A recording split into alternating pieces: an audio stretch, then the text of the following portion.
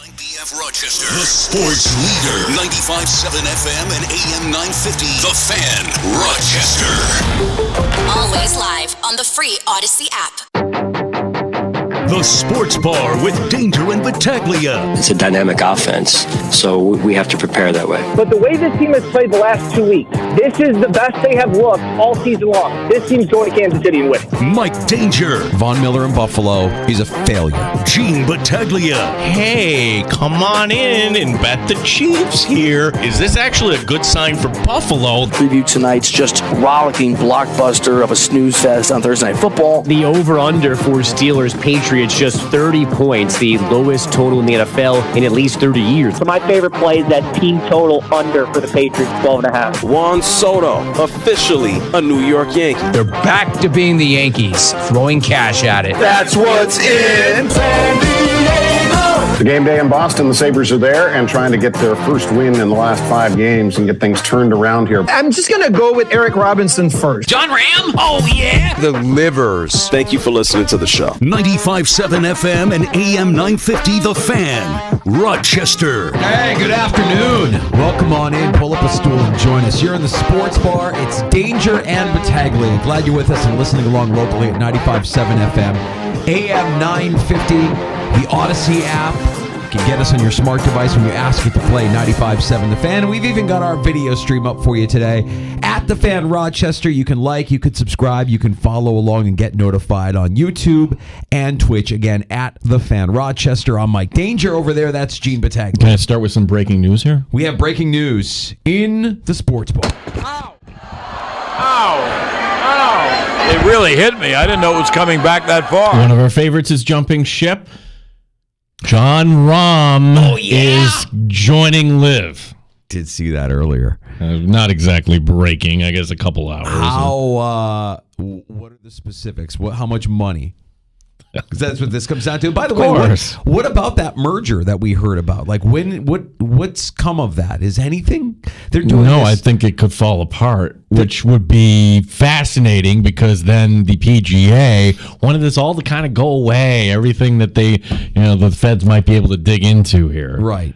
I just think for these golfers now, it's just, hey, I can get more money over here by playing in this tournament here or this tournament there.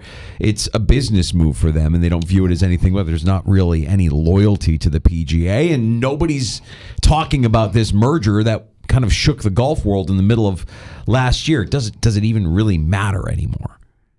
I know it's breaking news, but like, what, were you surprised when you saw it, Gino? No, I've been like, the only thing that surprised me of like Rory all of a sudden, okay, you know what, I'm going over. Yeah, right. That would be it, and that would never happen. Right. Yeah, so another big name golfer defecting from the PGA Tour to LIV Tour, but does it matter when you consider that there was supposed to be a merger that was announced last year that we haven't really heard anything about? I think all of this, I think that they're dragging their feet just so they can kind of do it under the cloak of secrecy and not have any feds sniffing around, right? Like, that's to me like what this is all about. Well, Congress. So, yeah, let's just kind of stall, and then it's not really a big thing on anybody's radar anymore. Just don't question our not-for-profit status. Don't question that, and then we'll be fine. We'll just kind of keep moving forward. If LIV is a non-profit, all of a sudden setting up shops, look out. It's crazy. All right, so you've got that bit of news from the world of golf, and that's significant here in the Sports Bar. John Rahm, one of our favorites. John Ram. We've got a great show lined up for you. We'll talk plenty of Bills, Chiefs, and we'll go to Kansas City, our Odyssey Sports sister station, 610 Sports in Kansas City, where Alex Gold will be stopping by the Sports Bar here right around 4:25. Alex Gold, who does a midday show on 610 Sports Kansas City, so we'll get his perspective, not just on the Chiefs, but certainly the Buffalo Bills and this matchup. Certainly the Chiefs right now coming off a loss where they can't be feeling too good about what happened up in Lambeau on Sunday night. Alex also dabbles a little bit on the BetQL network, so we'll ask for his thoughts on some plays this week as we'll be joined by Alex coming up in the 4 o'clock hour. And Week 14 gets underway tonight with that scintillating matchup between the Steelers and the Patriots. Hey, look, we've got fantasy football on the brain. The playoffs are right around the corner. Let's get you a win this weekend, helping you set your lineup. Andy Behrens from Yahoo Fantasy Sports stops by the sports bar in about 20 minutes or so. I get the press releases every week from Amazon, just, pumping the tires there, whatever matchup. This is how they described it. Tune in for this classic matchup between these AFC teams. Like, classic. Doesn't that mean like old classic? Like if you're going to talk about a great game, wow, what a great game. This is going to be exciting. Too high powered up. Classic. They're just playing to the logos at that point, right? Like you might as well just say, you know what, the uniforms will look really good for this game. You should just check out how hot the uniforms look. This is a look that you haven't seen in a relevant game since Tom Brady and Ben Roethlisberger. But tune in anyways, because just look at how good they'll look. A hot uniform matchup. Who are they? Is it Bailey Zappi again? I don't even know. Like, the Patriots are so off the radar. I don't even know who they're trotting out tonight. It'll be Zappi tonight. And when we have Alex on later, we can ask him about tonight's over-under, historically low.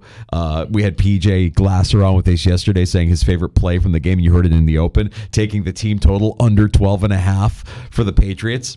I'm both of those. I got the over-under at 30.5, and I took that team total at under 12.5 for the Patriots. I'll watch tonight because I've got skin in the game. So, if I'm a little bit angry tomorrow, if I'm in a grumpy mood, you know why. It's because I'm forcing myself to watch really bad football. When we're joined later by Andy Behrens, I want to ask him about Browning, the quarterback in Cincinnati, because maybe you're in a super flex league, or maybe you just need a quarterback, period. Are we trusting the Bengals quarterback? Because certainly that looked good. Was that a 1 week aberration, or you don't need him for anything more than 3-4 weeks here? So can you trust that? We'll talk to Andy Behrens coming up here shortly. Hey, we have time for your calls this afternoon. You can join us on the Good Smoke Barbecue and Pub Wingman line. That is 866-4FAN 585-866-4326. If you'd want to join us here, pull up a stool here in the sports bar today. Look, I know that the Bills are back on the practice field. We've got a Sabres matchup tonight in Boston. But really the thing that I think a lot of people, it's crossed a lot of people's feeds, and maybe you're not hearing a lot of people talk about it, but I know that earlier today, Bill Ryder had on one of our favorites from Western New York, Ty Dunn of Go Long TD, on his show to talk about a 3-part piece that Dunn has published at Go Long on Bill's head coach, Sean McDermott. It's 20,000 words. There's a lot to it.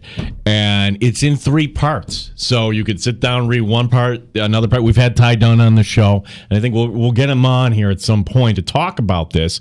And before we even get into this, I feel like there has to become a disclaimer with this. And the disclaimer is this. Where Ty Dunn does this great investigative style of journalism, and he wrote some things about the 13-second game. And how things are very heated in the locker room, and how, well, coincidentally or not, he was never approved for credentials after that point. Yeah. Which, okay, so maybe Ty Dunn has an axe to grind, and I would listen to that. He might even admit. I think he partially wrote that in his piece. One of the parts included the fact that he is not credentialed, that while he is credentialed by many, many teams, that the Bills, even though he's based in Western New York, isn't one of those teams. And that happened after his piece on 13 seconds. Yeah. So you have to put that out there first. And he acknowledges that. And we're kind of acknowledging the backstory here. And in acknowledging that, just to kind of go a little bit deeper, I would imagine that if you're Ty Dunn, who is self-aware and intelligent and bright, you know that most of us know that you might have an axe to grind, which would mean that you better be rock solid with your sourcing on a piece like this. You better have guys that are willing to speak on the record, maybe under the veil of anonymity, which most of them did, but willing to speak freely on the record about Sean McDermott. And he has that. Over 25 different individuals contributing to this piece. Yes, and there are people that are pointing out also, well, put your name on it. Well, for things that are this damning, I don't think some player wants to do it.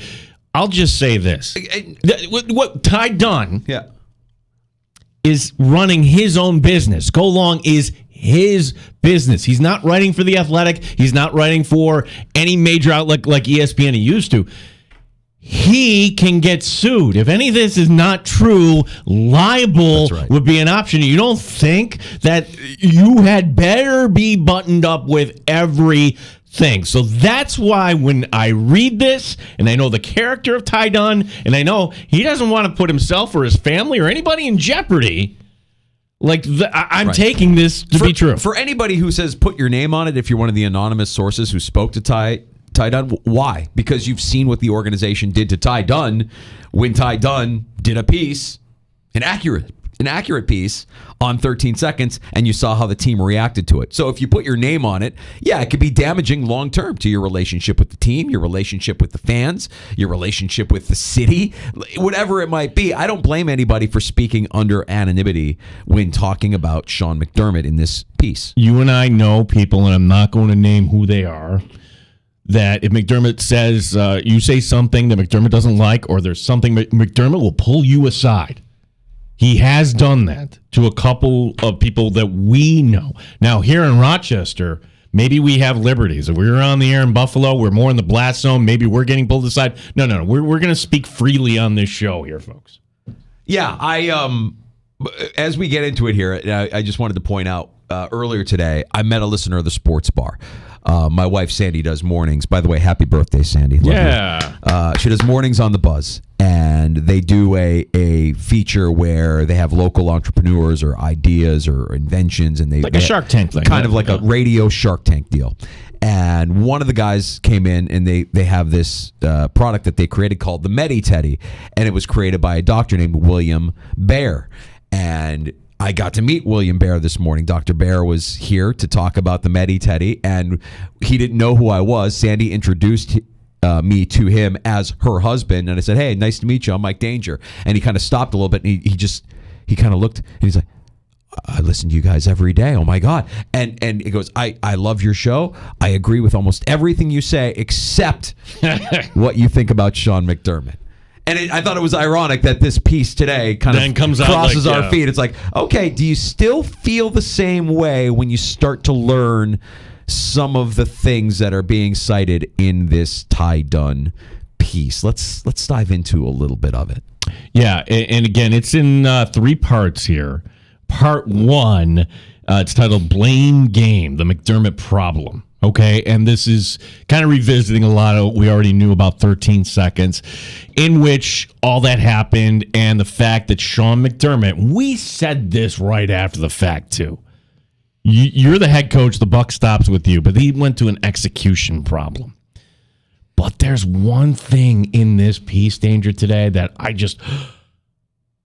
McDermott, afterward in the locker room with 13 seconds, said that the offense scored too quickly. Yeah, you gave him too much time. You gave him too much time. 13 seconds, too much time. Like it was blame the offense. Blame the offense that was just lighting it up that day. Josh Allen had one of the best games in NFL playoff history, and you're going to blame the offense. Yeah. The first part of the 3-piece part does go into, why are the Bills where they are right now? It's 6-6, with a Super Bowl window that appears to be closing, and the resolution and the mystery isn't really a mystery, that it's McDermott, and it's always been McDermott. He's described as an unnatural communicator, a robot. Certainly we have picked up on that as well. And I know press conferences aren't what coaches look forward to, but we have fun at his expense, knowing we know how he's going to answer every question before he answers it, because he is that. He is just a programmed robot. He is going to say glowing things about the opponent each week. He's not going to give you anything. He is robotic in how he talks to the media. And I imagine that some of that probably translates into how he deals with his team, with the people in his life, with the people within the organization, that he's an unnatural communicator. He's a robot. Described repeatedly as a blamer. somebody who preaches accountability but doesn't take any himself. We recognize that right away after 13 seconds. Why aren't you looking in the mirror? Why aren't you saying, this starts with me, this is on me, I need to hold myself to this? The word narcissist was thrown in this piece. I don't know Sean McDermott's personality well enough to say, yes, definitely he's a narcissist, but you know the kind of person you have to be a head coach in the NFL, and a lot of the world does have to revolve around you, which would make it fairly easy or common for a head coach in the NFL to be somewhat narcissistic. All of that checks out. And by the way, all of that kind of confirms some of what we've believed to be true about this coach for some time. When you're winning games, we can forgive a lot of things, but given the way they've lost the games that they've lost and they've put themselves in the position that they put themselves in now, a lot of these warts are being exposed. That's part one. You know, the piece goes on to talk about the lack of relationship between head coach and quarterback. And we recognized that last year as well. During the offseason, when you started to hear the drumbeat of, we need Josh Allen to play a different style of football. I mean, basically, you're clipping the wings of the quarterback. You're taking the thing that makes him special and saying, no, we don't want you to do that anymore. You're going to do it our way, which is ridiculous. It's coaching malpractice. Stories out of Carolina that when he was the defensive coordinator in Carolina, that he was always at odds with Cam Newton. Cam Newton, who had an MVP season, Sean McDermott never saw eye to eye with while in Carolina, never recognized him for the talent that he was the season that they all went to the Super Bowl. The reason why Sean McDermott's a head coach today, in large part, is because of Cam Newton, but a failure to have any sort of relationship or recognition of his greatness while in Carolina. And here it is, history repeating itself. I've said it before, like if you're a defensive-minded coach, you probably view the offense through a different lens than we do, the fans. We want offense. We want points. We want Josh Allen to be what he was in Philadelphia, right? That game, that was the Josh Allen guy that's going to run over people, swagger, taunting, whatever. It doesn't matter. You know, the penalty that you get for taunting when you're running into the end zone in Cincinnati is we don't care. We love it. We love the attitude, the swagger, the alpha dog mentality. And meanwhile, you have a head coach who's only worried about what could go wrong because of that 15 yards you just gave up and how that's going to make that's not complimentary football, Josh. Yeah, when Ty Dunn was on CBS Sports Radio with Ryder earlier this morning, and I caught it, he was asked, okay, describe the relationship between Sean McDermott and Josh Allen today. The word he used, absent. It's not toxic. It's not like Josh Allen hates his coach, but Josh Allen just kind of, that's his personality. But, Danger, I would just kind of turn this around. I don't need my head coach being in an auto insurance commercial with my quarterback. I don't need them going to dinner every week. But, my gosh, you got to have a really strong relationship. And when I hear absent, well, it kind of checks out if, I don't know, it's a tie game. We've got the ball with 20 seconds remaining and a timeout. Maybe I could have had 2 timeouts, but I don't trust you. We're only thinking about what could go wrong, not thinking about what we could do. A guy that coaches scared. And we've talked about all of this. What Dunn does brilliantly in this piece is kind of encapsulate a lot of what we've all been thinking and seeing with our own eyes and just laying it out there with people to back it up, with others who've been around the coach, around the team to back it up. Like, yeah, that's how he is. That's who he is. But I think the most explosive part, when you hear this, you might be taken aback. And like, if you're offended by this, I wouldn't blame you for being offended by this story, this element of the Ty Dunn piece. And I'm just going to read it verbatim from the piece. At St. John Fisher College, McDermott's morning address began innocently enough. He told the entire team they needed to come together. But then, sources on hand say, he used a strange model. The terrorists on September 11th, 2001. He cited the hijackers as a group of people who were all able to get on the same page to orchestrate attacks to perfection. One by one, McDermott started asking specific players in the room questions. What tactics do you think they used to come together? A young player tried to methodically answer, what do you think their biggest obstacle was? A veteran answered, TSA, which mercifully lightened the mood. Oh my God. He was trying to compare his football team to the terrorists of 9/11.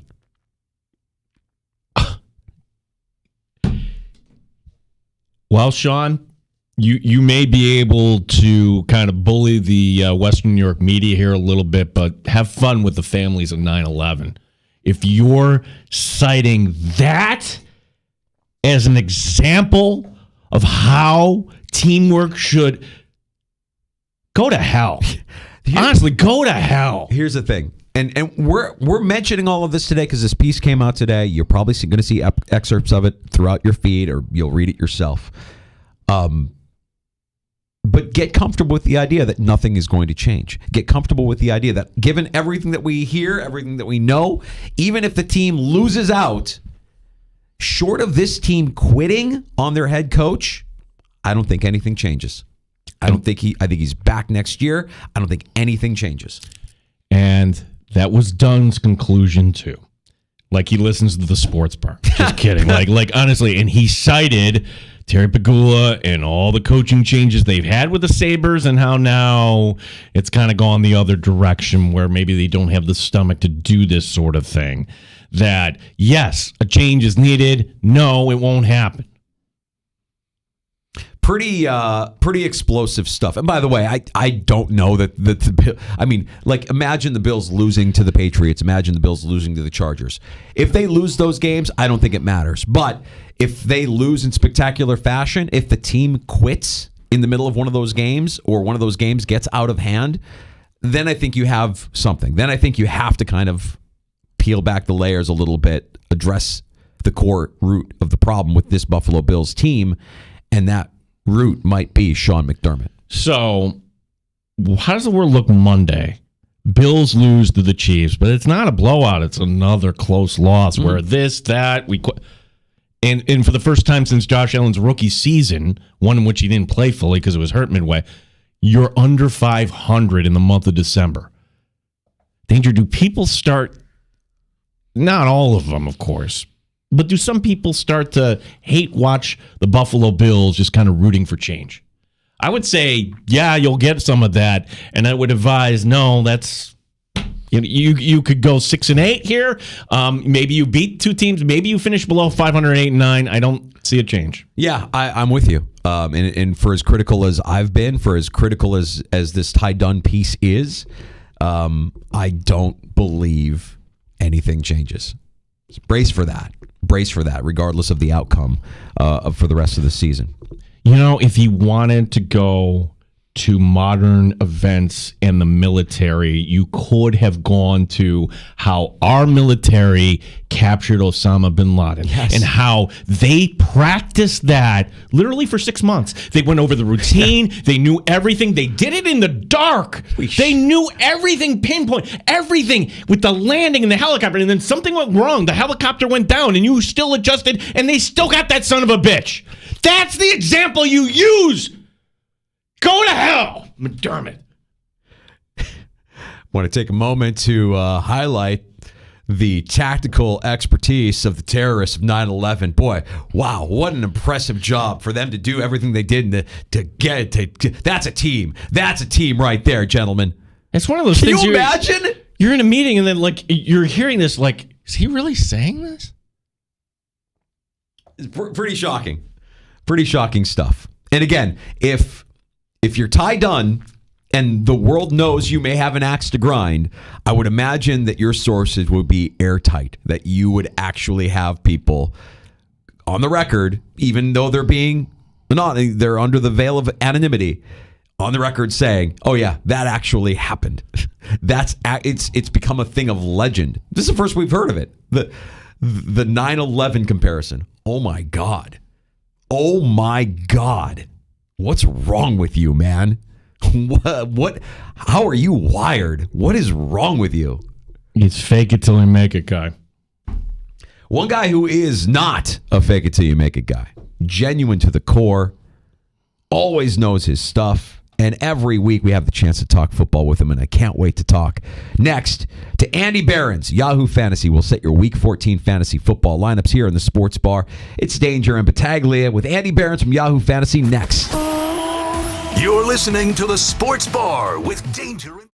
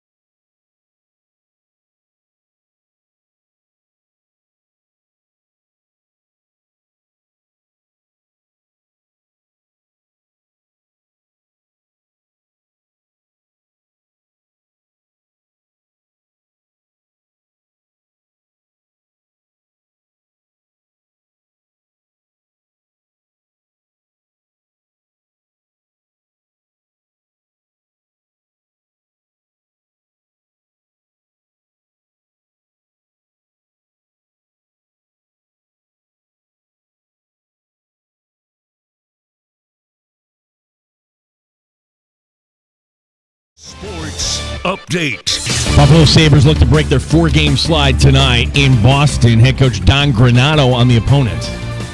Obviously a building, tough, challenging building to play in against a very good hockey team.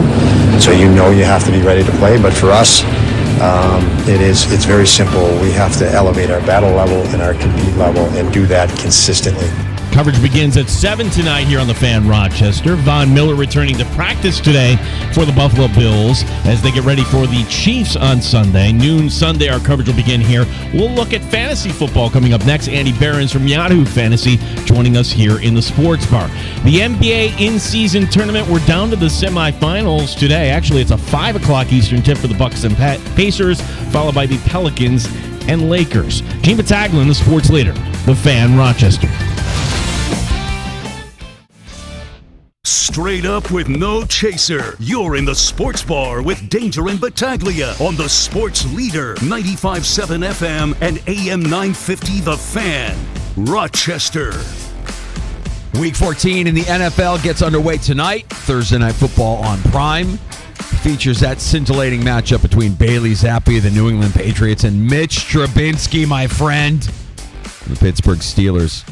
Andy has to appreciate the over-under being set at 30. I mean, this is like an Iowa college football game kind of line that we're looking at tonight, Andy. And I'm just curious. It's like pizza. Even bad pizza is still pretty good. We'll watch because the NFL is on TV tonight. How are you, Andy?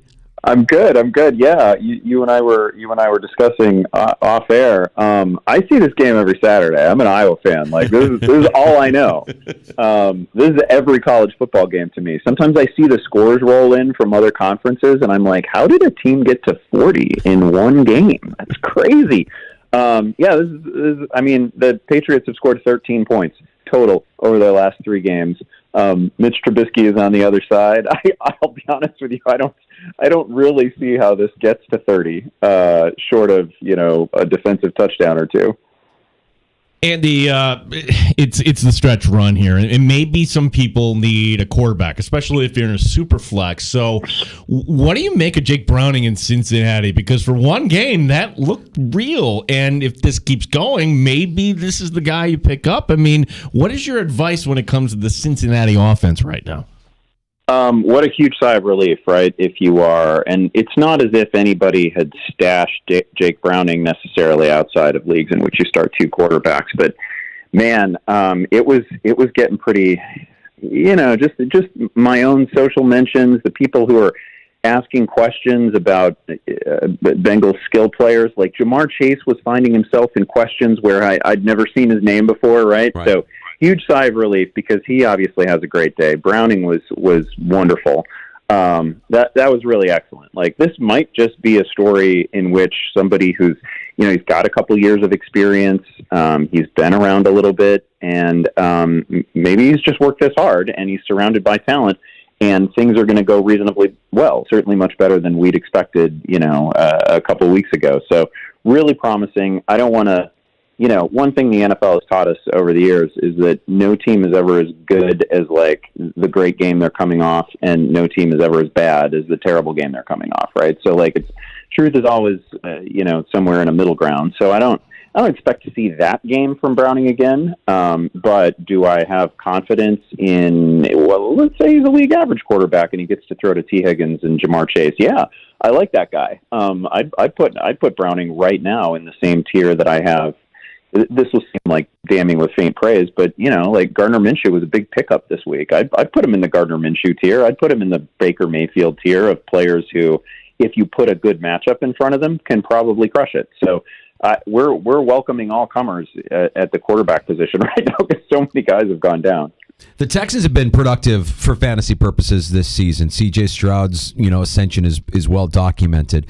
Any concern about the Texans offense going into New York to face the Jets, where we know we've seen some teams and we've seen some quarterbacks struggle against that Jets defense? Any fear about any Texans going into New York this weekend, Andy? Yeah, a little bit of anxiety. I'll tell you. I think first of all, the thing we need to mention is Tank Dell's injury. Right, fractured leg, going to be out for the season. And I just don't think, and this is weird to say we're talking about a rookie receiver who wasn't like a first rounder or anything like that, but he'd settled into a role where he was seeing 10 plus targets a week. And they were moving him around all over the formation, and they're moving him pre-snap. And he's just, there's not another guy like that on this roster in this receiving corps. So there's no direct replacement, right? Like there are places the targets can go, and additional targets are probably going to find Bob Woods, and they'll probably find Noah Brown. But those guys are not what Tank Dell has been. So I think that's just an element that's missing from the offense and doesn't come back. So that's one thing. And number two, the short-term issue this week, obviously, there's, against the Jets, all those corners are pretty good. Like people ask me about, where's Sauce Gardner going to be? Well, the problem is they're all pretty good, and there's no place really to hide against the Jets. I do still think just in terms of target volume, Nico Collins is going to see so much work this week that you can't bench him really under any circumstances. But yeah, mild concern for CJ Stroud this week, and I'm anxious to see what it looks like without Dell. Andy Barron's Yahoo Fantasy will tell you where you can catch him tonight here as we get ready for another fine week of fantasy football. I love your take that, hey, not every team is as great as they were, not every team is as bad as they were. You want to talk about a bad game last week? What did we see in New England? I would expect 0 points from New England, but 6 from the Chargers? Like, how does Staley still have his job, and is this a concern for this offense where normally you're like, it's Denver. You can just freely play players against Denver. Can we trust the Chargers this week, Andy? Yeah, no, it's a huge concern, and New England has a very good defense and no offense whatsoever, right? So you can write off a little bit of it to the matchup last week, but the Chargers have also scored 16 points over their last 2 games, and they have run out of healthy receivers. Like, there is one place for them to go with the football when they pass it, and that is Keenan Allen. And Keenan is difficult to double, right? He spends a lot of time in the slot, and he's a gifted, wily veteran receiver, all that. But they still have basically one place to go with the football. Quentin Johnston hasn't exactly been the most dynamic rookie receiver. He's fine recently, but he hasn't really had a blow-up game yet, and he's had some notable mistakes. So this is rough. And on top of it, Austin Eckler, my current theory on Austin Eckler is we're going to get to the offseason and we're going to hear an awful lot about how the high ankle sprain that he dealt with in September has just bothered him all year. Right. Because he's lacking like maybe more than 1 gear.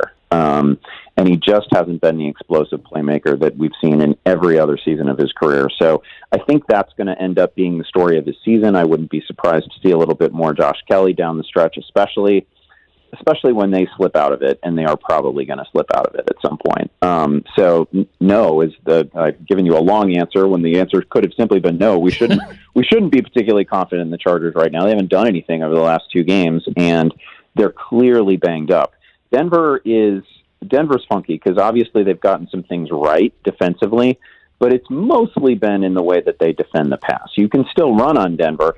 I just have such minimal confidence in Austin Eckler's health and explosiveness right now that I've got him at like I've got him close to RB20 this week, which is just not, I don't know, that's not anything I've ever done with a healthy Austin Eckler, at least not in the last 3 years. Andy, we're getting full practice participation from Justin Jefferson in Minnesota, and if you're a Jefferson owner who invested in him, been sitting him and stashing him away on IR, what would your expectation be if Jefferson suits up against the Raiders, given that it's Josh Dobbs behind center? Yeah, man, Jefferson's going to be the king of the consolation bracket this year, right? Like, I in leagues where I have Justin Jefferson, I told myself a story about how I could hang on, and I at least in one of those leagues, I'm pretty sure I have not hung on. But now we're getting him back for the consolation bracket round. If he's a full go at practice, and they gave him the bye week, which of course was a smart thing to do, although maybe it cost him the Bears game. You have to expect him to be fully operational, Justin Jefferson, and he is again back to being one of the no doubt 3 best receivers in the league. Quarterback situation isn't the same, but the nice thing about this, like for the entire offense, is that Justin Jefferson is one of those rare guys who really tilts the field. This is going to be good for the run game. You literally can't cover Justin Jefferson just one-on-one. There's nobody that can do it. He needs, at a minimum, you need safety help. You need to bracket him. Maybe you need to find some creative solutions. So I actually think this is good for Addison. It's good for the run game. It's good for every element of the offense. It's good for Dobbs. Obviously Josh Dobbs is basically just meeting Justin Jefferson on the field for the first time. And this is not the Kirk Cousins relationship, but I couldn't sit him. He's too good. His best performances have been too great. I mean, he's been so consistent for so long. I just absolutely can't sit Jefferson. I think you have to consider him a top 10 fantasy receiver right away. Andy, when we last saw the Buffalo Bills, it was 2 weeks ago, and that's kind of important to point out that, all right, we'll see what it's coming off the bye, but 2 games now with a new offensive coordinator and an effort where they put up 34 points. Gabe Davis getting the most targets in that game, 12 targets, and I don't trust Gabe Davis. But is this a sign maybe because then Cook gets involved in the passing game, did drop a touchdown. Can we trust other players in this Buffalo Bills offense now with a new offensive coordinator and outside of the name of Stephon Diggs here? Yeah, I mean, the point of Gabe Davis is not that you can trust him each week, right? Like, I feel like we've learned that over the years. The point of Gabe Davis, fantasy-wise, is that when he goes off, he really goes off, and you win your matchup, you know? So that's why you go back to him, not because of a target total in any particular week. It doesn't make me think necessarily that, could Gabe Davis show up and get 2 targets in this game? Absolutely. That is entirely in play. But yeah, I think, I kind of feel like we should have never really been off Gabe Davis because this is maybe what you want in a wide receiver 3 or in a flex, especially in a deeper league. You want a guy who, when he blows up, can really blow up, and it changes the whole week for you. Instead of a guy who's just going to give you, 5 for 60, something like that. That's fine, but you don't win because of that. So I kind of like the volatility with a guy like Davis, especially when it's not somebody that I drafted particularly high. So yeah, I think I trust him. It'll be interesting to see what we get exactly from, because we've seen a fair amount of good moments from Shakir, certainly from Dalton Kincaid, and a lot of that has been while Dawson Knox is out. Like when Knox returns, what does that look like? Are they on the field as often? Like, can those two actually coexist? Because Kincaid his emergence has been a real fantasy story, and people are pretty excited about him. So anxious to see exactly what that looks like. Andy, on the other side of the field, what are you doing with the Chiefs' backfield? Pacheco missing another practice today. McKinnon has missed time, but I imagine that if Pacheco can't go, McKinnon would be heavily involved. Is there a strategy that you would want to employ for the Chiefs' backfield heading into this matchup against Buffalo? Yeah, it's not pretty, but you have to assume that Clyde Edwards-Helaire would be like the early down grinder for this team. I don't know that it'd handle as many touches as Pacheco would because they were getting really comfortable throwing the ball to Pacheco. I would agree that McKinnon, assuming he's active, is going to be involved as well. It's too bad, but I don't want to write off Pacheco just yet because remember, like a week ago, I mean, we thought his season was over when he got bent backwards and his leg trapped under him. I mean, briefly, I was like, oh no, that's a season ender right there. I've seen that injury before, and he's back on the next series. So I don't want to write this off. It's a shoulder, which is probably, so depending on the exact nature of the injury, it's probably something someone can play with. So I don't want to assume that he's going to be out. The thing with the Chiefs offense this year is it is very clear at this point where they should be going with the football and where they should not. I'm gonna read some passer ratings when targeted numbers to you for their receiving core, okay? Because I consider it pretty wild that they're still looking at guys like Sky Moore. So Sky Moore this season, when targeted, the passer rating to him is 52.1. 52.1. You can make an argument that a pass to Sky Moore is the dumbest play in football, right? It's that bad. Valdez-Scantling, 77. Justin Watson, 76. Kadarius Toney, 79.7.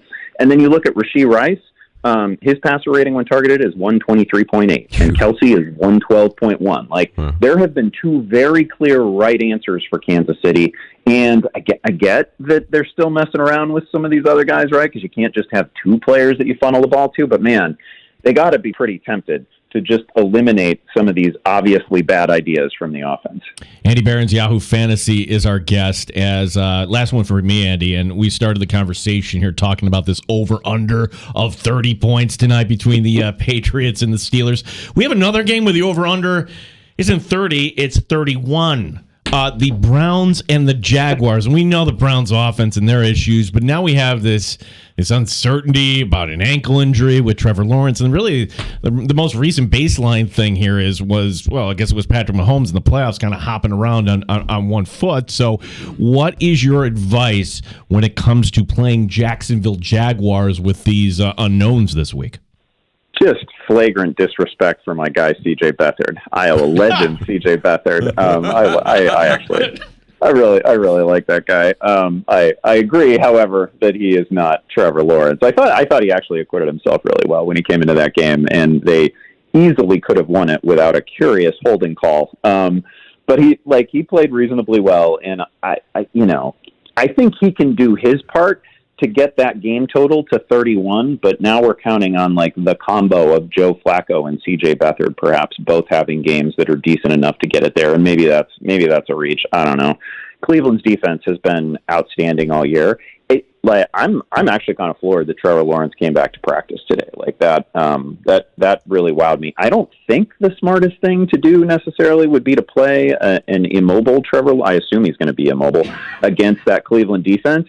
But they might, because it's obviously a huge drop-off, and Lawrence can make throws that are just not available to most quarterbacks in the league. So that's still a possibility. I wouldn't rule it out, but there's not a whole lot of fantasy goodness in all likelihood available in that one. Now, we're talking about two really low over-unders on the board. The highest over-under of the week is in Dallas Sunday night, the Cowboys hosting the Eagles. And Andy, we joke, I don't bring you on, and we don't want to talk to you every week to ask you if you should start A.J. Brown or C.D. Lamb. But how do you think this goes out? I mean, you've got the Eagles coming off of that emotional win with the Bills, and then getting slapped around by the Niners at home, going into Dallas, who's got a lot of momentum right now. I'm just curious to get your take on how you see this game playing out. Yeah, the question here really is whether this seems like a crazy question to ask, but can the Eagles keep pace with what their own defense has given up? Because that defense has been it's not even earlier in the season. I would go on different programs and I would talk about how sneaky bad the Eagles defense had been, and now it's not sneaky bad anymore. Now it's just right out there in the open, and everybody can see it because they've been in these super high profile games. This is a wild stat. They have given up either the overall QB1 or QB2 in fantasy in 6 different weeks this season, which is crazy. They give up the most fantasy points, obviously, to opposing quarterbacks. They've just been lit up, and it is not just guys like Brock Purdy doing it. Sam Howell was the overall QB2 against them. Mac Jones was the overall QB2 against them. Dak had a week against them.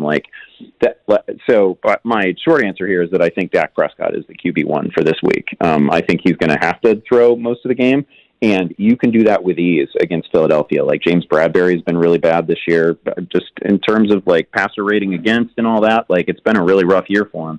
They've not been good. So it's a question of whether Philly's offense can keep up with all that their defense is giving up. You can kind of Philly looks good in terms of total yards against rushing wise, but they haven't been they've been kind of league average in terms of efficiency. So I actually think Tony Pollard can get his in this game too. I feel pretty good about Dallas in this one. Andy, when do the ugly sweaters get cracked down on Fantasy Football Live? I imagine it can't be this week, right? Next week, maybe? Listen, if it were up to me, it would be as soon as the calendar flips to December. Basically, as soon as your league's trade deadline passes, I feel that we are in Christmas season. So I feel I should be eligible to wear it this week, but I've been told by our producer that we are not to wear them until the episode before Christmas, which fine. Just know that in my heart, I'm wearing an ugly sweater. We'll be watching Yahoo Fantasy Live here before kickoff tonight. Andy, you guys do a great job, and as always, we appreciate you carving out some time for us here in the Sports Bar to help set our Week 14 lineups. Appreciate that, guys. Good luck to everyone this week. You got it. Andy. There's Andy Behrens, all class, as always, in the Sports Bar, talking some fantasy football. Andy Behrens from Yahoo Fantasy Sports and Yahoo Fantasy Live tonight on Yahoo before kickoff with your sit-start questions.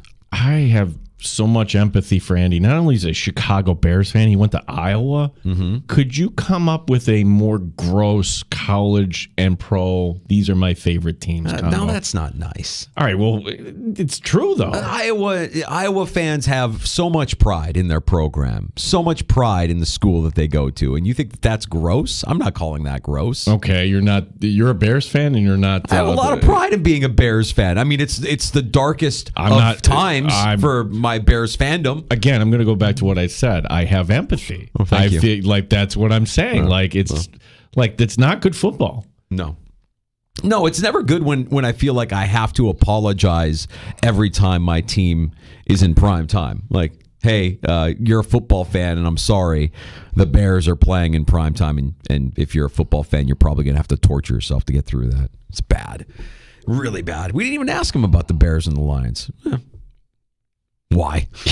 We're going to take a break and come back. We'll be talking to Alex Gold from our Odyssey Sports sister station, 610 Sports in Kansas City. Alex is great with his time to join us here in about a half an hour or so. We'll talk more Bills, Chiefs, and we'll get into some takes on tap next with some I'll drink to that. Yeah, I think there's a very clear thing the Buffalo Bills should do when the numbers point to this.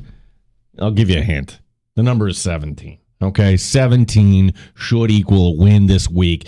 And if I'm Joe Brady, I'm doing this. And if I'm Sean McDermott, I'm letting Joe Brady do this. I will explain. And also something from Maggie and Perloff this morning. It's been kind of an ongoing bit. And I'm going to apply this to you, Danger, if I have the permission to kind of do that. Is Mike Danger a sad dad?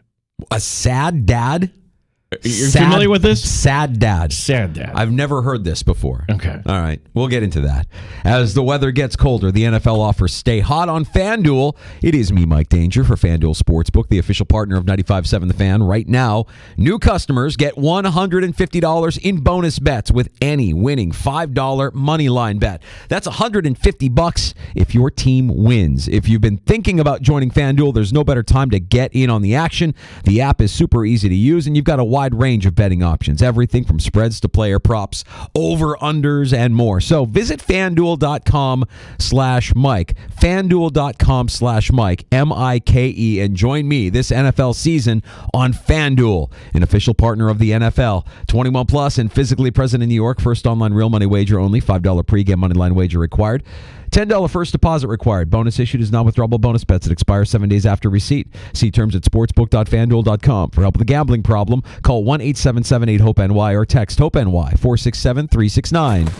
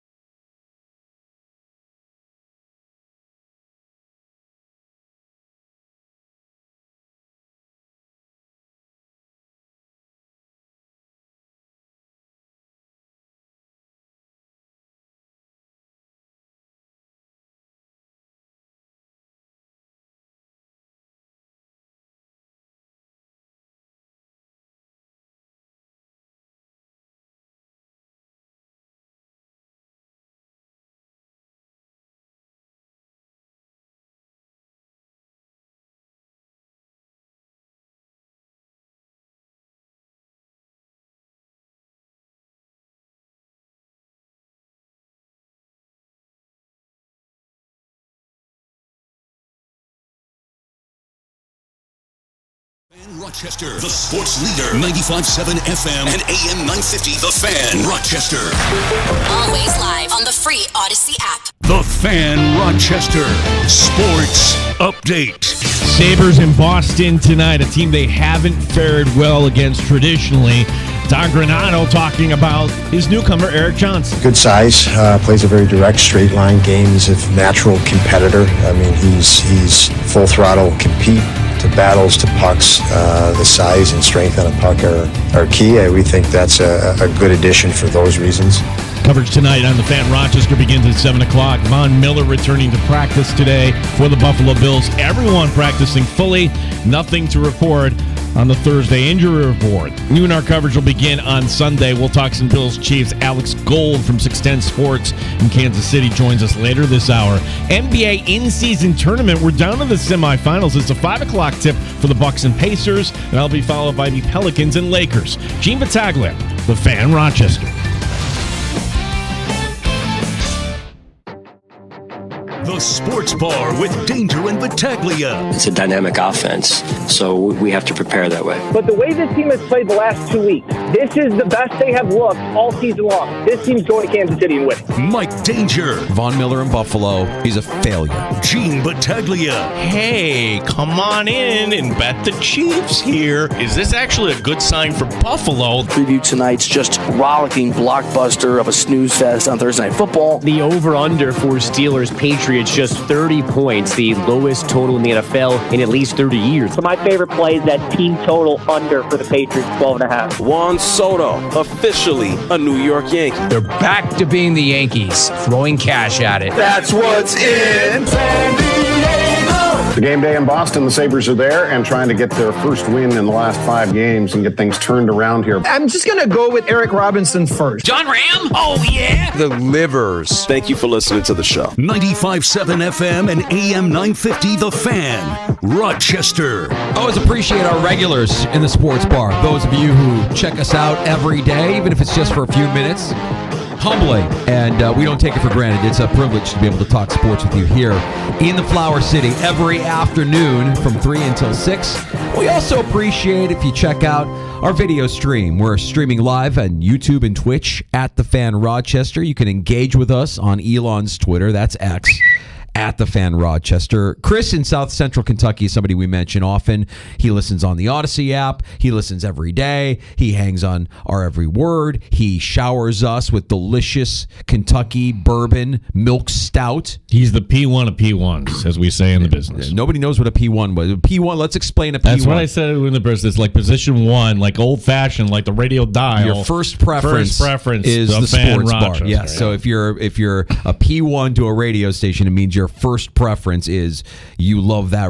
That is the sports bar is your first choice. And Chris is certainly in that category.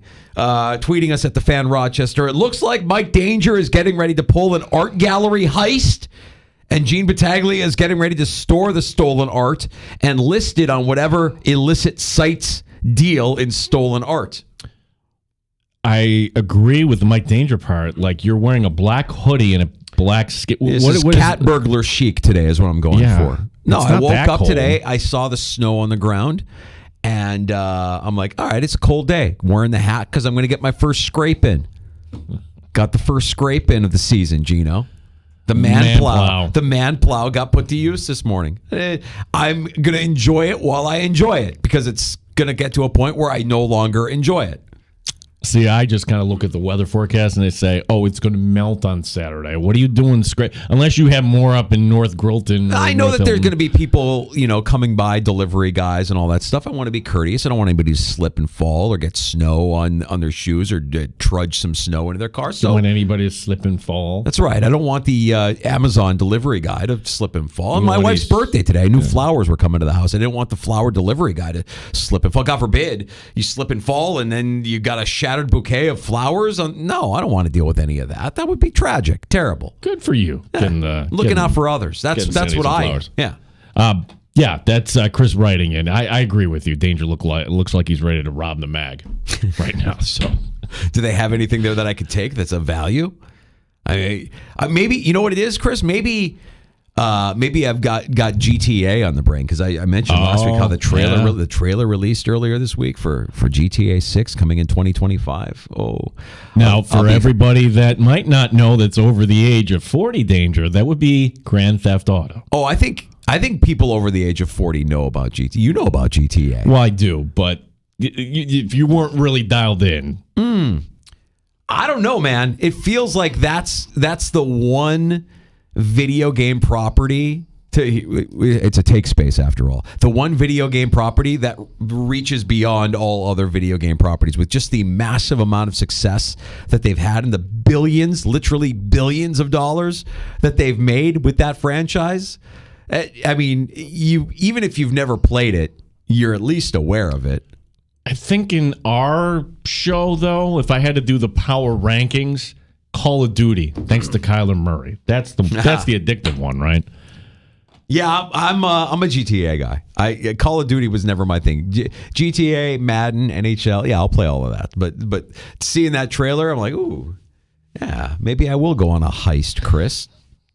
Don't threaten me with a good time. To the Buffalo Bills.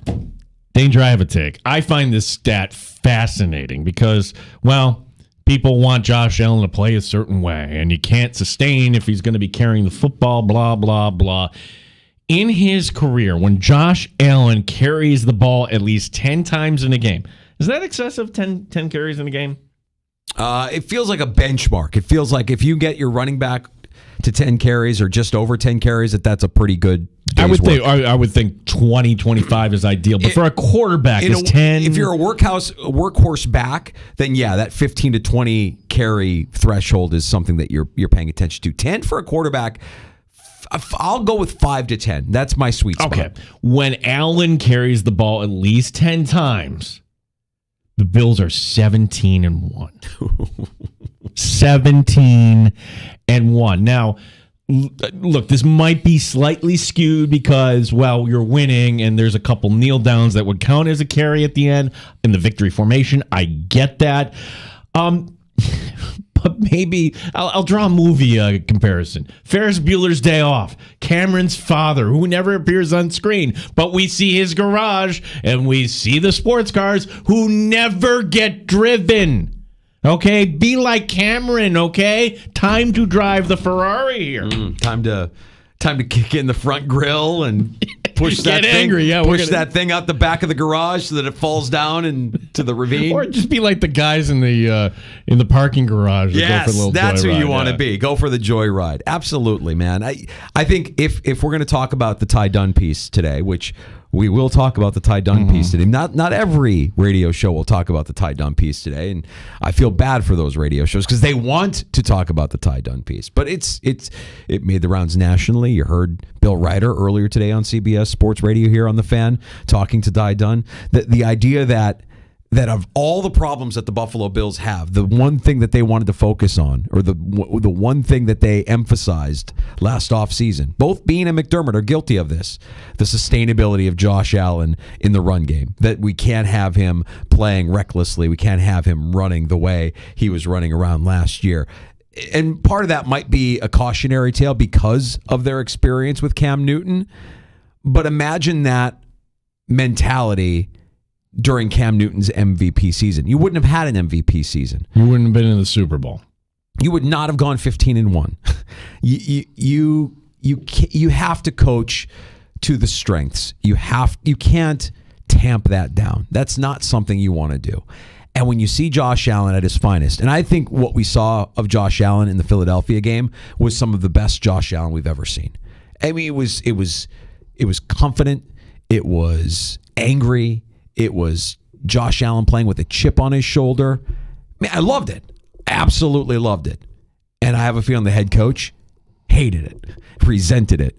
Probably doesn't want to see anything resembling that in terms of how his quarterback plays moving forward. It was one of those takes where you're like, oh, well, he's a defensive-minded coach, and he probably doesn't like the quarterback. And I'm like, no, that can't be. That's his guy.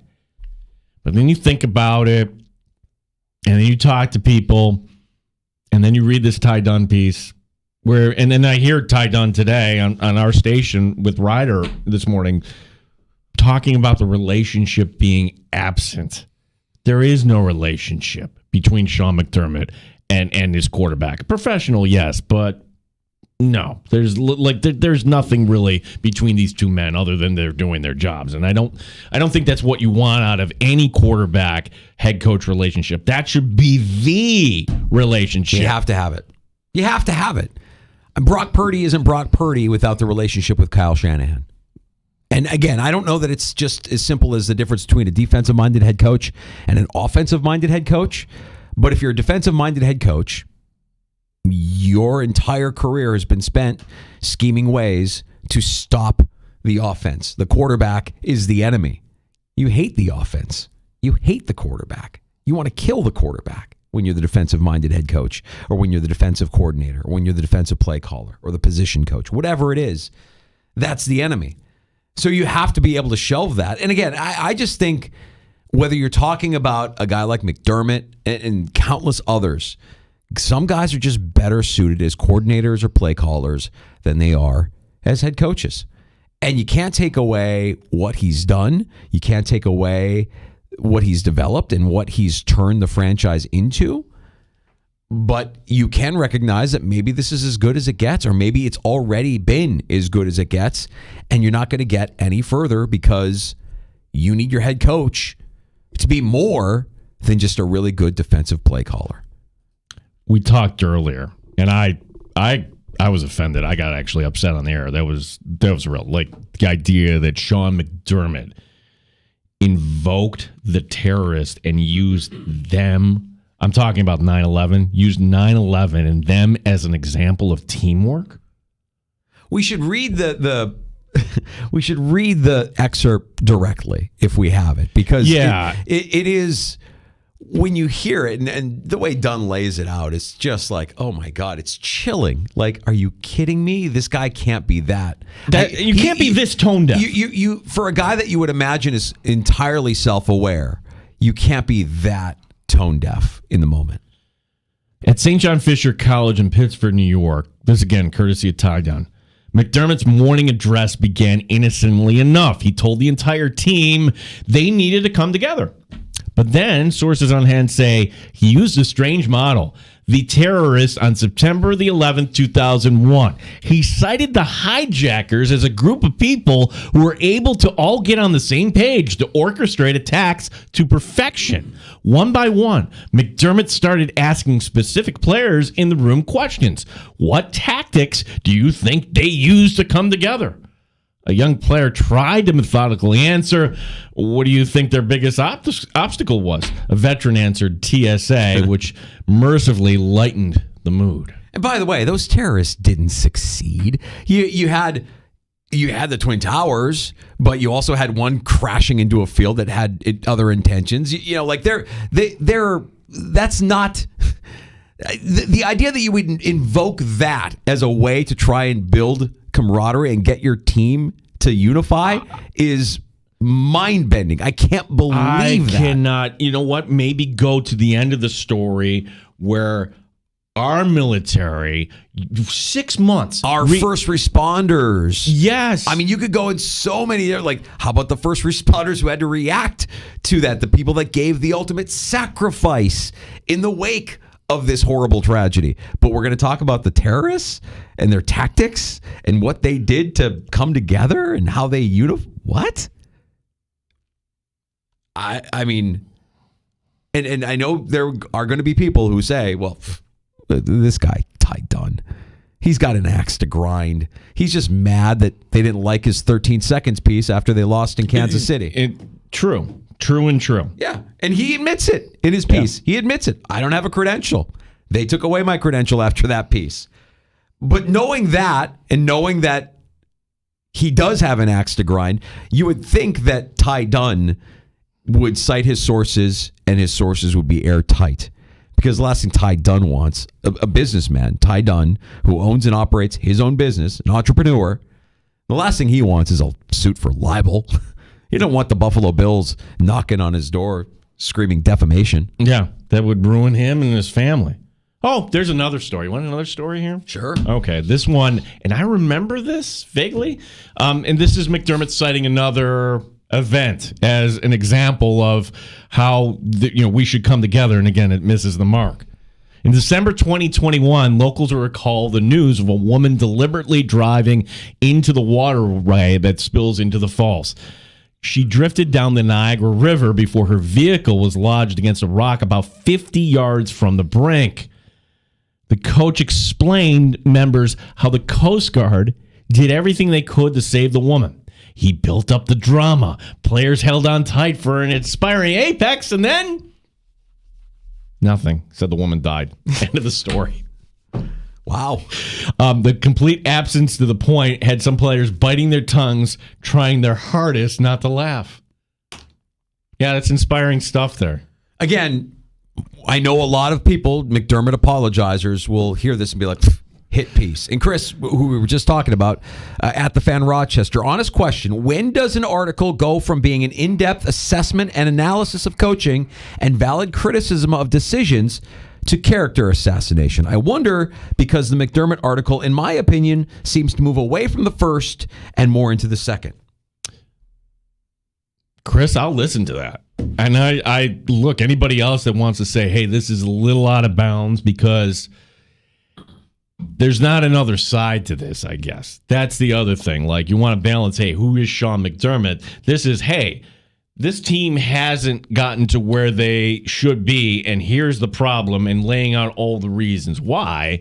Where there is a mention there, Chris, on how DeMar Hamlin, how the team was brought together, but to your point, there might be a little more balance that's needed. I will certainly listen to that. Yeah, I mean, there's plenty in here that talks about, some of the positives of Sean McDermott as well. The idea that he really does wants everybody to win. He wants to be a part of that. It does drive him. It isn't something that it's not that he doesn't care. He cares. It's maddening. And I'm looking for the specific quotes where from the piece where they discuss, where the sources discuss just how much it means to McDermott, the guy that restored this franchise after Rex Ryan left it kind of in shambles. If the goal is to win a Super Bowl, Dunn writes, the Bills have one option: fire the head coach before it's too late. The idea that there hasn't really been any true connection between head coach and the most important player in the franchise, in Josh Allen. So I think that there is some moments in this piece where you start to remember and realize that, yeah, he's done a lot of good. And you could look around the league and you could see a lot of inconsistency. You could see a lack of continuity with a lot of franchises. You could certainly see dysfunction. It's pretty easy when it rears its ugly head. And you could say, well, at least you have a guy in Sean McDermott who could be that steadying force. But then you hear some of these stories like, yeah, but that's not a steadying force. That's crazy. Well, my takeaway is, with the stories, everything else, is that Sean McDermott, he's wound really tight. That's robotic. The word they use. Tight. He's wound so tight, and he's robotic, and he can look. He wants what every Bills fan wants. He's not sabotaging this, but can you notice a pattern when the Bills are in close games? You should. And yes, they did win in Baltimore, the masterstroke game last year. That was 23-20. We won't forget that. But that's the outlier here. His intent from players, every player that Dunn talked to, players repeat, his intent is pure. So you can't say that the guy is malicious in his intent. His intent is pure. He wants to win games. He understands how badly the locals are dying for their first Super Bowl, and it's that consumes him. All he wants to do is empower and grow the Buffalo Bills franchise, an ex-Bill said to Ty Dunn.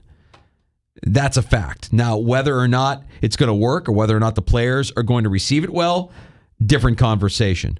But it doesn't come from an evil Sean McDermott wants all the praise and all the credit. He genuinely wants every person in that organization to thrive and win a lot of games to the point of exhaustion. All he wants to do is help that team win, and that's the truth. And I believe that. Yep. Sean McDermott doesn't normally talk. Did just now. This courtesy of Catherine Fitzgerald. I'm hitting the breaking news. Oh, we got some breaking news in the sports bar. Okay. Ow! Ow! Ow! It really hit me. I didn't know it was coming back that far. Yeah, you have to address this. Sean McDermott on his analogy, quote, "My intent in the meeting that day was to discuss the importance of communication. I regretted mentioning 9/11 in my message that day, and I immediately apologized to the team." Okay. I mean, it's good that he's saying that now, but it just kind of confirms what the sources were telling Ty Dunn, and it makes you believe that everything that the sources are telling Ty Dunn in this piece is accurate. It's true. It's who he is. He could have said, never would bring up. No, he regrets doing it. He apologized to the team afterwards. Maybe now that it's out there, maybe you ought to apologize to the just maybe you should apologize to somebody other than the team. Maybe sit down with the family of Jeremy Glick or somebody else like that, Sean. We'll get to Alex Gold. You can hear Alex every day on 610 Sports Kansas City, our Odyssey Sports sister station. Dial them up in the free-to-download Odyssey app. We'll talk more Bills Chiefs next on The Fan. You're listening to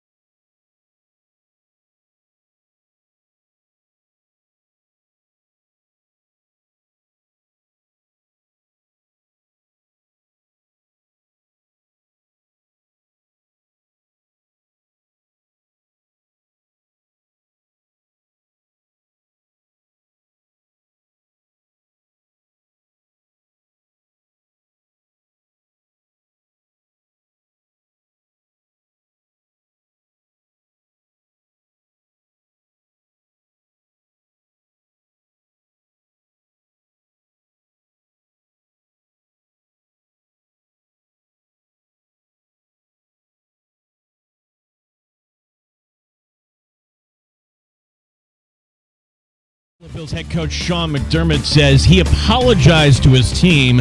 This for making a reference to the terrorists of 9/11. This happened during a team meeting at training camp a few years ago. Buffalo Sabres look to break their 4-game slide tonight in Boston. Head coach Don Granato on the opponent. Obviously a building, tough, challenging building to play in against a very good hockey team. So you know you have to be ready to play. But for us, it's very simple. We have to elevate our battle level and our compete level and do that consistently. Coverage begins at 7 o'clock here tonight on The Fan Rochester. Back to football as Week 14 begins tonight. It's the Steelers taking on the Patriots. NBA in-season tournament, the semifinals. It's the Bucks and Pacers at 5 o'clock, followed by the Pelicans and Lakers. Gene Battaglia, the sports leader, The Fan Rochester. Top Shelf Sports Talk. You're hanging out in the sports bar with Danger and Battaglia on the Sports Leader, 95.7 FM and AM 950, The Fan, Rochester. You can hear our next guest in the free-to-download Odyssey app at 610 Sports Kansas City. You can also hear him on The Fan Rochester every Saturday morning. It's part of the BetQL network from 10 until noon. Always fun having Alex Gold join us from Kansas City. Alex, I look at this matchup this weekend between the Bills and the Chiefs, and I know that the Chiefs don't feel like the Chiefs of the last few years, but I still do the exercise of team with the better head coach, team with the better quarterback, team with more talent, and I have a hard time seeing the Buffalo Bills winning this game on Sunday. Where are you with the Chiefs, and more importantly, like, where are the Chiefs heading into this game? Where are they with the Bills coming in? Yeah, I mean, I think you laid it out nicely. You know, fans here are frustrated, but also put in perspective, right, that this is still an 8-4 football team that while they've got flaws, you look around the rest of the AFC, there's not this juggernaut of opponent. You know, if this was a year ago when you still had Cincinnati at its peak, or 2 years ago when Buffalo was at a much higher level, I think there'd be reason to panic and worry, I should say, in Kansas City a little bit more. But the Chiefs beat the Dolphins, the Chiefs have beat the Jags, and the Ravens have a chance to prove to people over the next couple of weeks if they are actually the team to beat or not. And so I think as far as this particular game, though, against Buffalo, everybody here has viewed this as a chance to put that final nail in the coffin, really, of the Buffalo Bills, not only this year in their playoff chances, but a chance to maybe kind of cause some resetting there in Buffalo. Obviously, Josh Allen's not going anywhere, but what's the future hold for Buffalo? We know last year Chiefs fans kind of viewed Cincinnati had passed the Bills as their biggest challenger, and this year, I don't really. The biggest challenger might be Baltimore. Yeah, look, Alex, it's something, and there are people that want a change at head coach in Buffalo. Here's the thing that seems weird to me. The actual line for this game, because many people would say, my goodness, I'm getting the Chiefs with only giving up 1.5. Patrick Mahomes at home? Why wouldn't I take that? Why is all this sharp money, going on Buffalo in this game, Alex?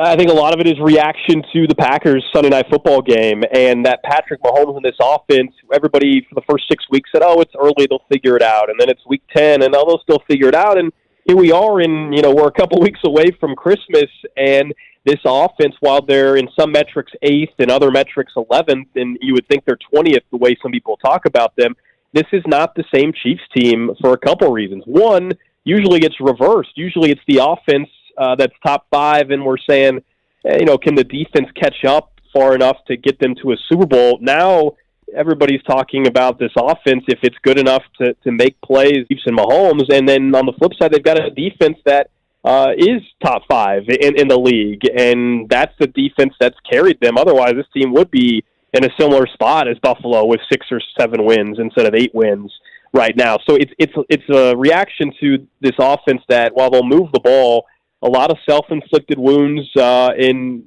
the red zone, and turnovers are something they had overcome in the past. And to me, at this point, you watch this football team, if they have one turnover, if they're not forcing one on the other side, like they're going to probably lose and get knocked out of the playoffs early. They just don't have the margin of error, and I think that's why the line is what it is. If Buffalo's able to cause one mistake, then they've got a great chance to win the game. I think, for people in Kansas City, the Bills are still scary on Sunday because Josh Allen is playing at a high level. And while they might be Jekyll and Hyde, like, is this the game where Buffalo looks like the Bills that everybody thought they were going to be all year. If that's the case, then the Bills have a really good chance to win. If not, then yeah, Kansas City's going to win comfortably, and you'll think it's a steal to get the Chiefs -1.5. Alex, I wanted to talk a little bit more about that defense, and I'm wondering if Jordan Love provided some sort of a blueprint for other offenses to kind of exploit the aggressive nature of Steve Spagnuolo's defense. What Green Bay did well is they protected Jordan Love. And yes, Spags, the Chiefs defensive coordinator, normally is ultra aggressive, and they tried to be aggressive. And the Packers' credit, up until the second half, they did a tremendous job, and really the fourth quarter, a tremendous job protecting Jordan Love, and that's going to apply to this game on Sunday. And obviously, Josh Allen's far more mobile than Jordan Love is. But the Chiefs, the last couple games, have not been able to get quite as much pressure from their defensive front as they were prior to that. They got a guy in George Karlaftis in year 2 who's trending towards double-digit sacks, but he's kind of cooled off here recently. Chris Jones is always getting double-teamed, but he hasn't had the severe impact that you really had seen prior to that. And, that's a little concerning, I think, for some Chiefs fans coming into this game. But really their reason for success defensively has been whether or not Trent McDuffie, their corner, along with L'Jarius Sneed, can lock down the opposing team's number one. And they've really done a good job of that. You look at what they did to Tyreek Hill. He was held to around 60 yards. They held A.J. Brown in check. Even though the Eagles won, A.J. Brown, I think, was 20-something yards in that game. Justin Jefferson had 38 yards. So they've done a great job against opposing teams' number one. So, well, the question, I think, would be, can they shut down Stephon Diggs, but are they able to limit Gabe Davis from going off the way he did a couple of years ago against Kansas City in the postseason? The one part that nobody has the answer to is whether or not the loss of the Chiefs safety Brian Cook, who got injured with a nasty ankle injury in the Packers game, whether or not that is going to turn out to be a much bigger loss than people think. He's basically been able to allow them to be the best team in dime packages, allow them to do some certain things like blitz their corners, and he's out of the mix now. He's hurt. We don't know for how long, but certainly not playing on Sunday against Buffalo. And does that change how effective they are in the secondary? That's an unknown that nobody has the answer to yet. Yeah, about those injuries, as you have Tranquil not practicing today. What about Isaiah Pacheco? What's the status there of Donovan Smith? Do you think those guys will be able to go here? So I don't believe the left tackle, Donovan Smith, is going to play. I think you're going to see the rookie, Wanye Morris, who played 90+% of the snaps against Green Bay, played 5 snaps the game before. I think Wanye Morris will end up being the left tackle. He's a rookie, which obviously right away can concern you. But, Donovan Smith, since he's been banged up, hasn't been playing at an ultra-high level. The drop-off from experience is certainly there. He's a better run blocker than Donovan Smith. And so I'm not telling you that it's not worrisome, but Wanye Morris, people here are kind of excited to see what he can do because it might also give them some clues to the long-term future at left tackle since Donovan Smith's just a one-year guy. And as far as some of these other names you mentioned, Drew Tranquil, he's been in concussion protocol all week. The timing's just not going to work out.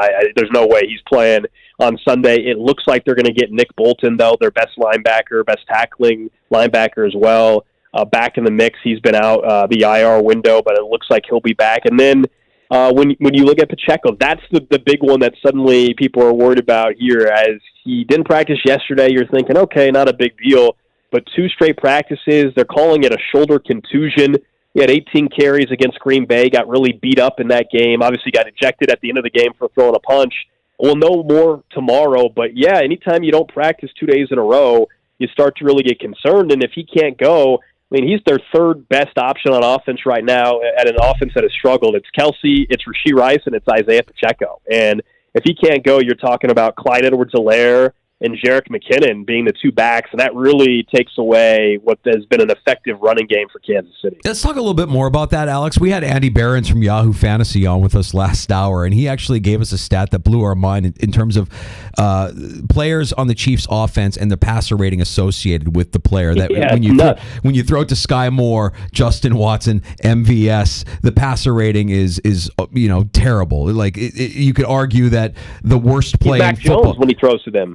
Right. You could argue that the worst play to call in football is a pass to Sky Moore, whereas Rashee Rice and Travis Kelce, the passer rating is through the roof. And I'm trying to think, as long as the Chiefs offense has been the Chiefs offense with Patrick Mahomes, it does feel like you've always had just one or two weapons, whether it be Kelsey and Hill, or now maybe it's just Rice and Kelsey. Is that enough to sustain success on this offense?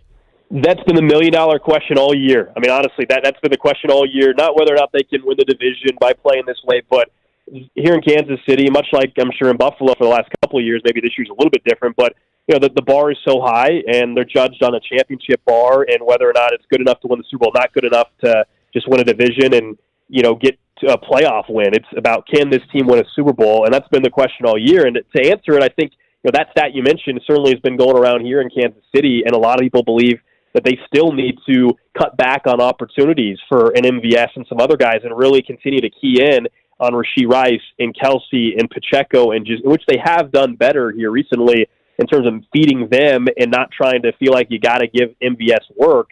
And the deep passing game, I think, is honestly the biggest issue right now for this offense. We can talk about Sky Moore and drops from Tony and all that. MVS certainly part of that group.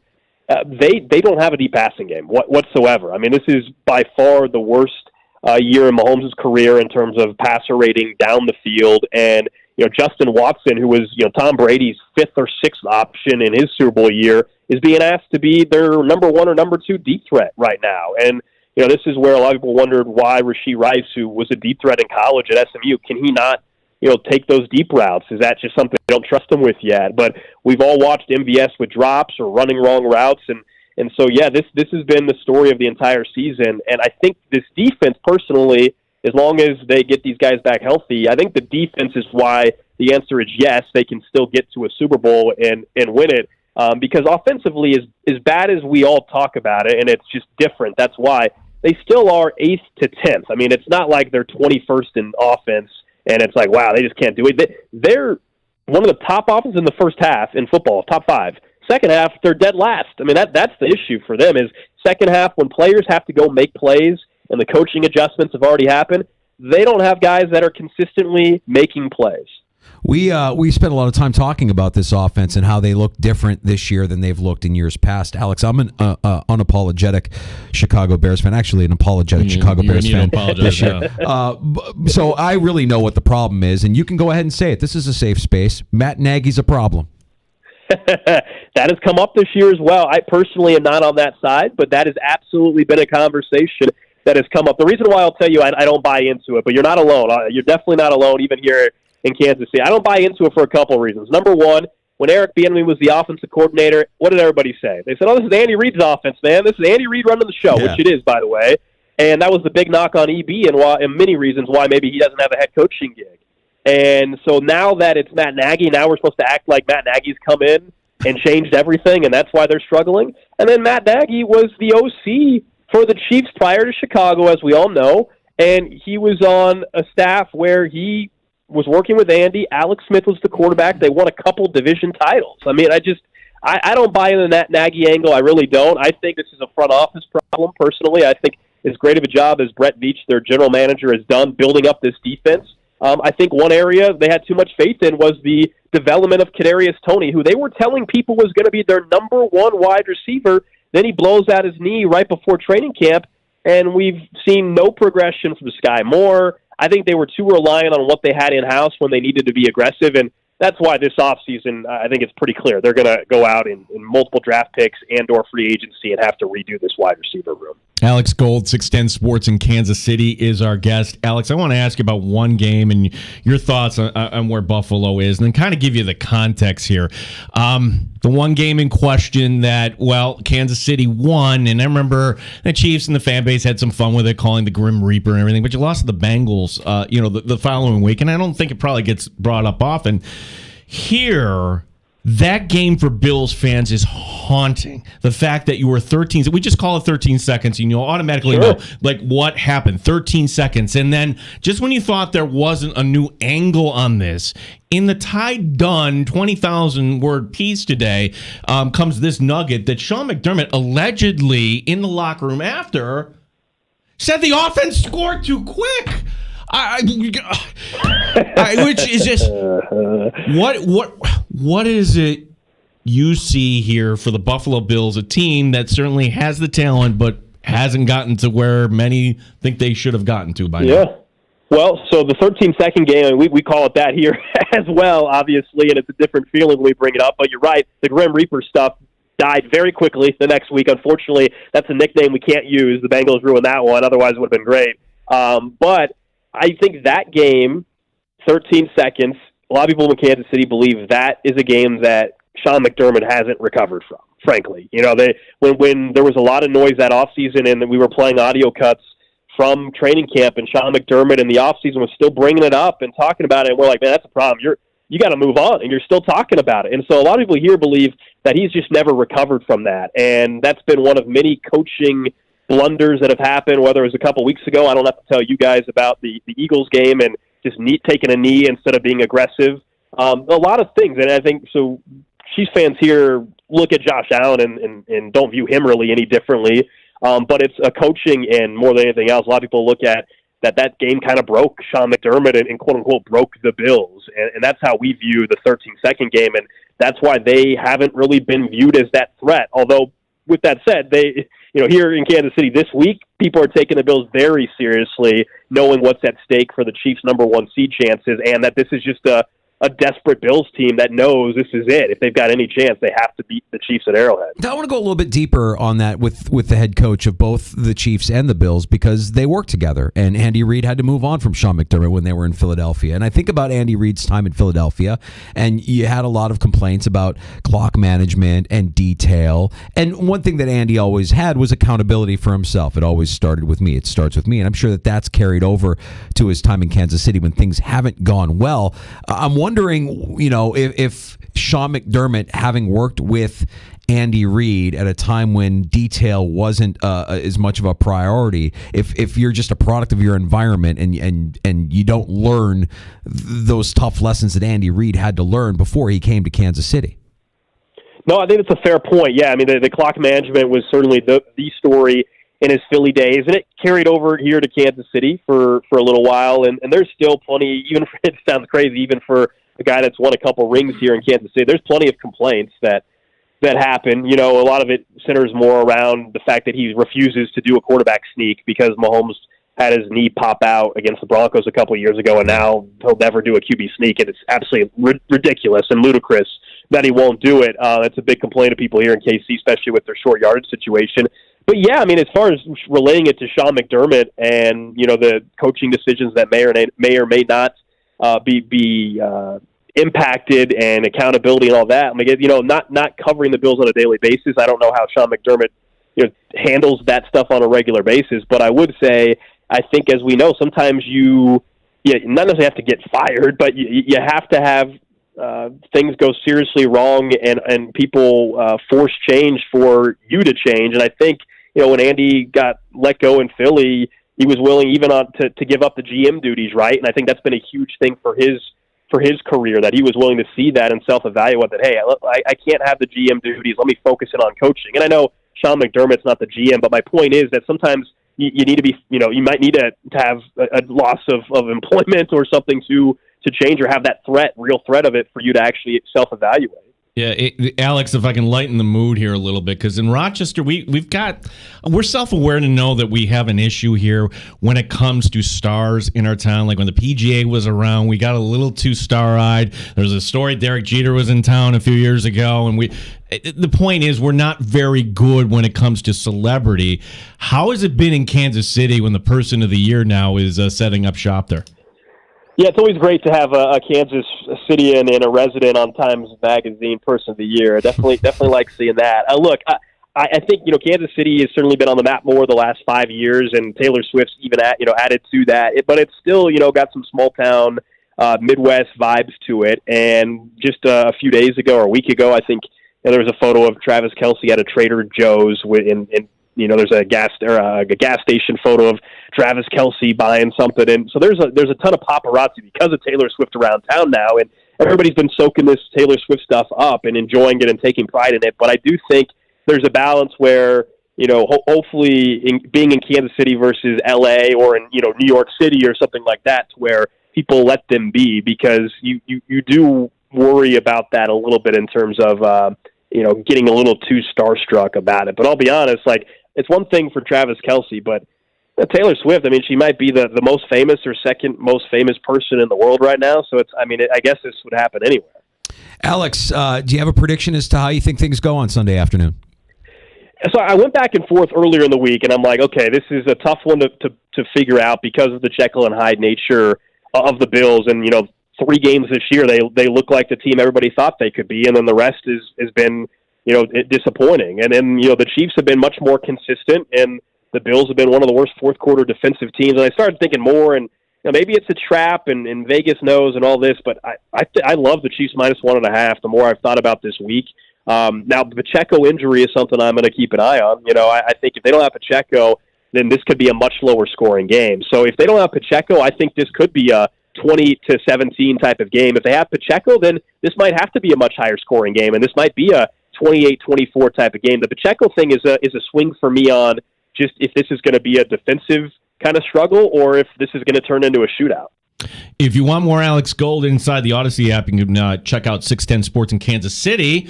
Or if you're just driving around on a Saturday morning, 10 to noon our time, Alex, which we pick up your show, CBS Sports Radio, the BetQL Network. And this Saturday, I'm just kind of curious, are you diving yet into the college football playoff here at all?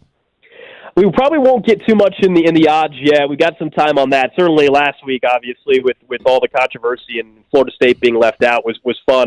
But we got a couple more weeks, and I think we're probably going to really dive into what I think is interesting betting-wise right now is this MVP market. And suddenly, Brock Purdy is the co-favorite to win MVP, seemingly out of nowhere. I think this Sunday night game, Philly and Dallas, might be the game that decides the MVP race. It has ramifications for Dak, Jalen Hurts, and Brock Purdy.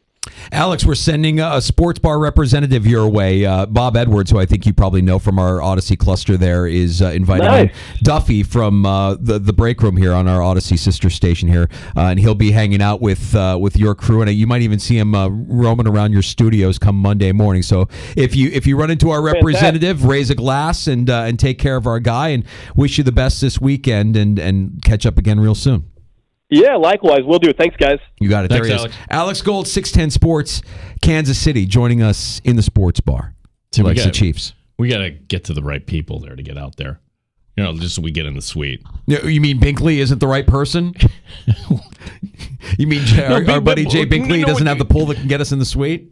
Binkley is actually in the studio doing the post He's game. working. He's the Nate Geary of Kansas City afterwards. So, spoiler alert. I know the right people. I'm just not going to, call in that favor. I mean, like the guy inviting Duffy to hang out with Duffy is a contemporary of mine. I would think I would just want to go enjoy the game, barbecue. I mean, everybody that has gone out to Kansas City says, of course, great time. Of course, yeah. Who wouldn't? I would take that. I would take him up on that offer. Safe space, but you want to go somewhere where you can wear your Bills colors. And, maybe you get needled, but you don't want to get harassed. And it seems like that's a good spot to go. Yeah, I would. I wouldn't turn down the opportunity to go to a Bills game in Kansas City. That would be a lot of fun. And Duffy getting that invite. I'm just curious how Kimmy and Tommy feel about the fact that the teacher's pet got the invite, but they didn't. Interesting. Mm-hmm. Oh, he's getting the invite to. Well, you don't think they want to go to? You don't think Kimmy wants to go to a Bills game in Kansas City? I think so. I just think that Pat bought his own air ticket, right? No. What? No. How? No. Now I'm like, now you want to know more, right? Whoa, right. Whoa. And you know the right people, and we're not taking advantage of this? I do know the right people. Now, I don't know if I know the right people to the point where they'll be like, hey, guys, let's pay for your trip. So he's not using his miles, you're saying, then? I don't know what miles maybe they're using miles. I don't know. But I can tell you that they're taking care of our boy. Our boy's going to be well taken care of. He'll be well fed. He'll be living the high life there in Kansas City. Yeah. All right. I wasn't jealous up until then. Yeah. Well, what are you going to do? Well, at least Alex will take care of him, and I'm sure he'll run into Binkley at some point as well. And we appreciate our guys at 610 Sports in Kansas City for spending some time with us here in the sports bar this week and getting us set for Sunday afternoon. You'll be able to hear the action on the Fan Rochester. Our pregame coverage gets underway at 12 noon. And by the way, what better way to get ready for the weekend than tomorrow afternoon from 3 until 6? It's another Friday Football Talk Live. Gino and I will be live from our home away from home, Three Heads Brewing on Atlantic Avenue in the neighborhood of the arts. Yeah, 3 to 6. Come on out. We'll hang out a little afterward as well. It is the holiday season, so you know what? Enjoy yourself with us coming up Friday. It's going to be a great time. Happy hour next in the sports bar, and a 3-piece bombshell from Ty Dunn, formerly of the Buffalo News. Go long TD. And it's not an apology from Sean McDermott, an acknowledgement. It's an acknowledgement. It basically is an acknowledgement that if you want to read into it, what he's saying in this piece might actually be accurate. It might not just be a character assassination. It just might be fact. Well, if you're going to invoke the terrorists of 9/11 and use that as an example, you need to apologize more. We'll get to that and more next. And you can join us on the Good Smoke Barbecue and Pub Wingman line. That's 866-4FAN, 866-4326. Best barbecue in town. That's easy. Good Smoke Barbecue and Pub in East Rochester. Award-winning barbecue for lunch, dinner, and the perfect choice to cater your next holiday party. Visit goodsmokebbq.com for the catering menu and order form. Check out their daily and weekly specials online or on Facebook, like the Super Slider Lunch Combo Deal for only $9.99. It's like a menu built for the sports bar. Amazing food, amazing price, great beer selection. Good Smoke Barbecue and Pub, modern barbecue experts, 135 West Commercial Street in East Rochester. goodsmokebbq.com. You're listening to the Sports Bar with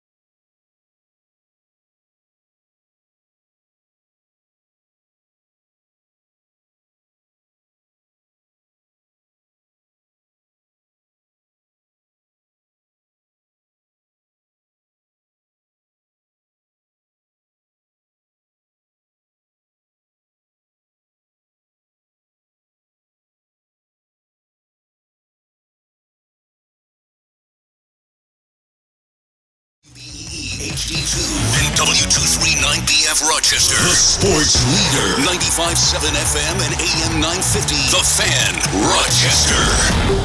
Always live on the free Odyssey app. The Fan, Rochester. Sports update. Buffalo Bills head coach Sean McDermott says he has apologized to his team. He did this back in 2019. This for making a reference to the terrorists of 9/11, citing them as an example of teamwork. Von Miller returning to practice today for the team. Everyone practicing fully.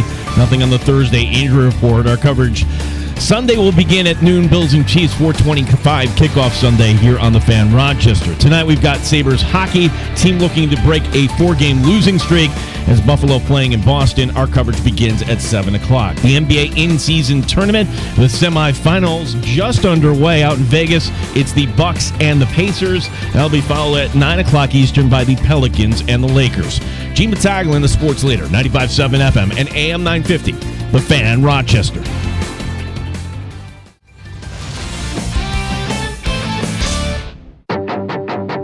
The Sports Bar with Danger and Battaglia. It's a dynamic offense, so we have to prepare that way. But the way this team has played the last 2 weeks, this is the best they have looked all season long. This team's going to Kansas City and win. Mike Danger. Von Miller in Buffalo. He's a failure. Gene Battaglia. Hey, come on in and bet the Chiefs here. Is this actually a good sign for Buffalo? Preview tonight's just rollicking blockbuster of a snooze fest on Thursday Night Football. The over-under for Steelers Patriots just 30 points, the lowest total in the NFL in at least 30 years. So my favorite play is that team total under for the Patriots, 12.5. Juan Soto, officially a New York Yankee. They're back to being the Yankees, throwing cash at it. That's what's in San Diego. The game day in Boston, the Sabres are there and trying to get their first win in the last 5 games and get things turned around here. I'm just going to go with Eric Robinson first. John Ram? Oh, yeah. The Livers. Thank you for listening to the show. 95.7 FM and AM 950, The Fan, Rochester. Happy hour in the sports bar. It's Danger and Battaglia. Glad you're with us. Appreciate you listening along. 95.7 FM, AM 950. Hey, if you're watching on the video stream today, we appreciate that as well. At the Fan Rochester on YouTube and Twitch. Don't forget to like and subscribe. You can hear us on the free-to-download Odyssey app, and we're always on your smart device when you ask it to play 95.7 The Fan. I want to get to the Ty Dunn piece in a second here, Gino, but I'm just kind of like mulling over in my head tonight's offerings, and I think the NBA wins tonight. I think the NBA's in-season tournament semifinal action wins tonight. Wins out. Okay. I would also point out, though, the second game, arguably the two guys you don't like here, not just in the NBA, but in sports the most, LeBron against Zion. Yeah, I know. I just want to appreciate that LeBron is in the semifinal. Well, Zion's back to feeling like Zion. If Zion's feeling like Zion, then there's no stopping what Zion can actually do for Zion and everybody in Zion. But Zion and LeBron, here's why I think, first of all, I think they win out because they're starting now. Like, they're not waiting for later tonight. They're not waiting for the middle of primetime. Like, they're getting the jump on the audience right now. Like, you can go home if you're in your car right now and right away punch up the in-season tournament. Semifinal number 1 is happening right now. You know why that's smart? Because the NBA, and they're self-aware. What do you need to watch? Last 5 minutes, okay? So why not hook people now? And then, wow, that was a lot of fun. And then you'll stick around for the Lakers at 9 I'd love to say that I'm excited to watch the Sabres go to Boston, but I'm not. I'd be lying if I said I did. Will I tune in? Yeah, because I feel like I have to and I'm obligated to.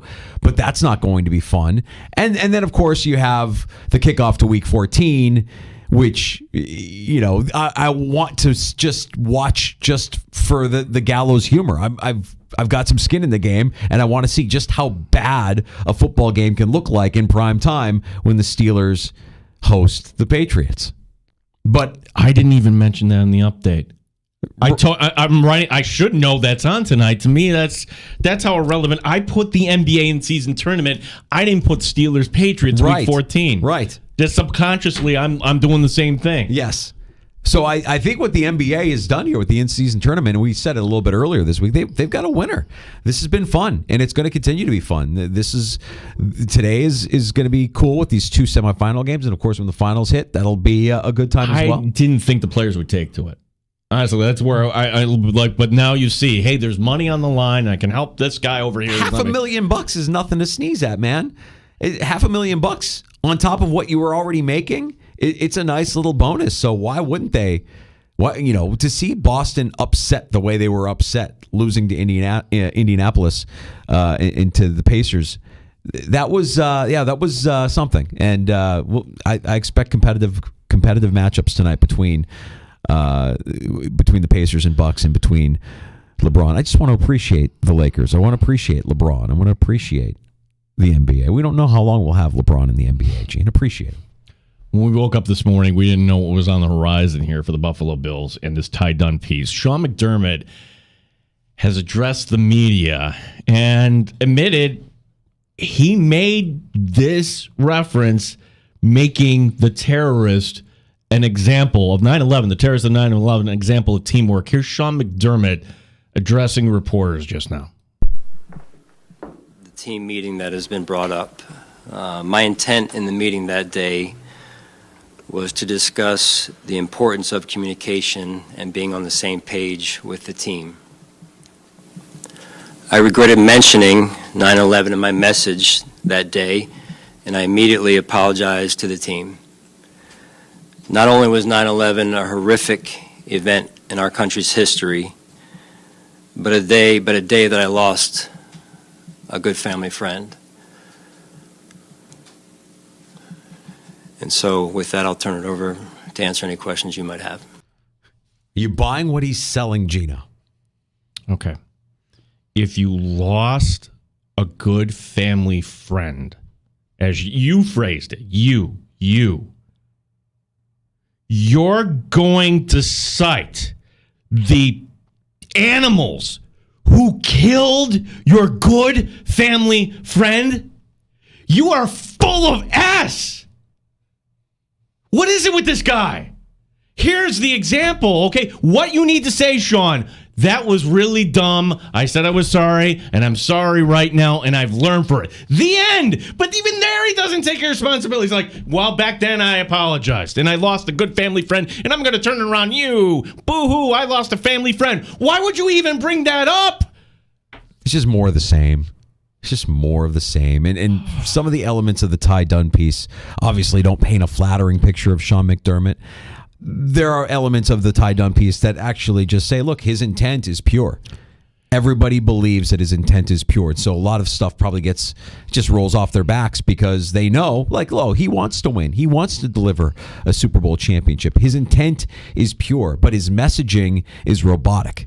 And it doesn't feel like it's very well calculated or thought out. I mean, just in that example alone, if you wanted to talk about communication and coordination, wouldn't you lean towards the first if you were going to cite 9/11, wouldn't you focus on the first responders? Wouldn't you focus on the people that gave the ultimate sacrifice in that moment, not the terrorists that were flying planes into buildings? Wouldn't you focus on our military when they captured Osama bin Laden? They practiced that for 6 months under different scenarios and in the dark. And when it actually happened, there was a helicopter that crashed. Not part of the plan, but you know why they got him? Because they were so prepared.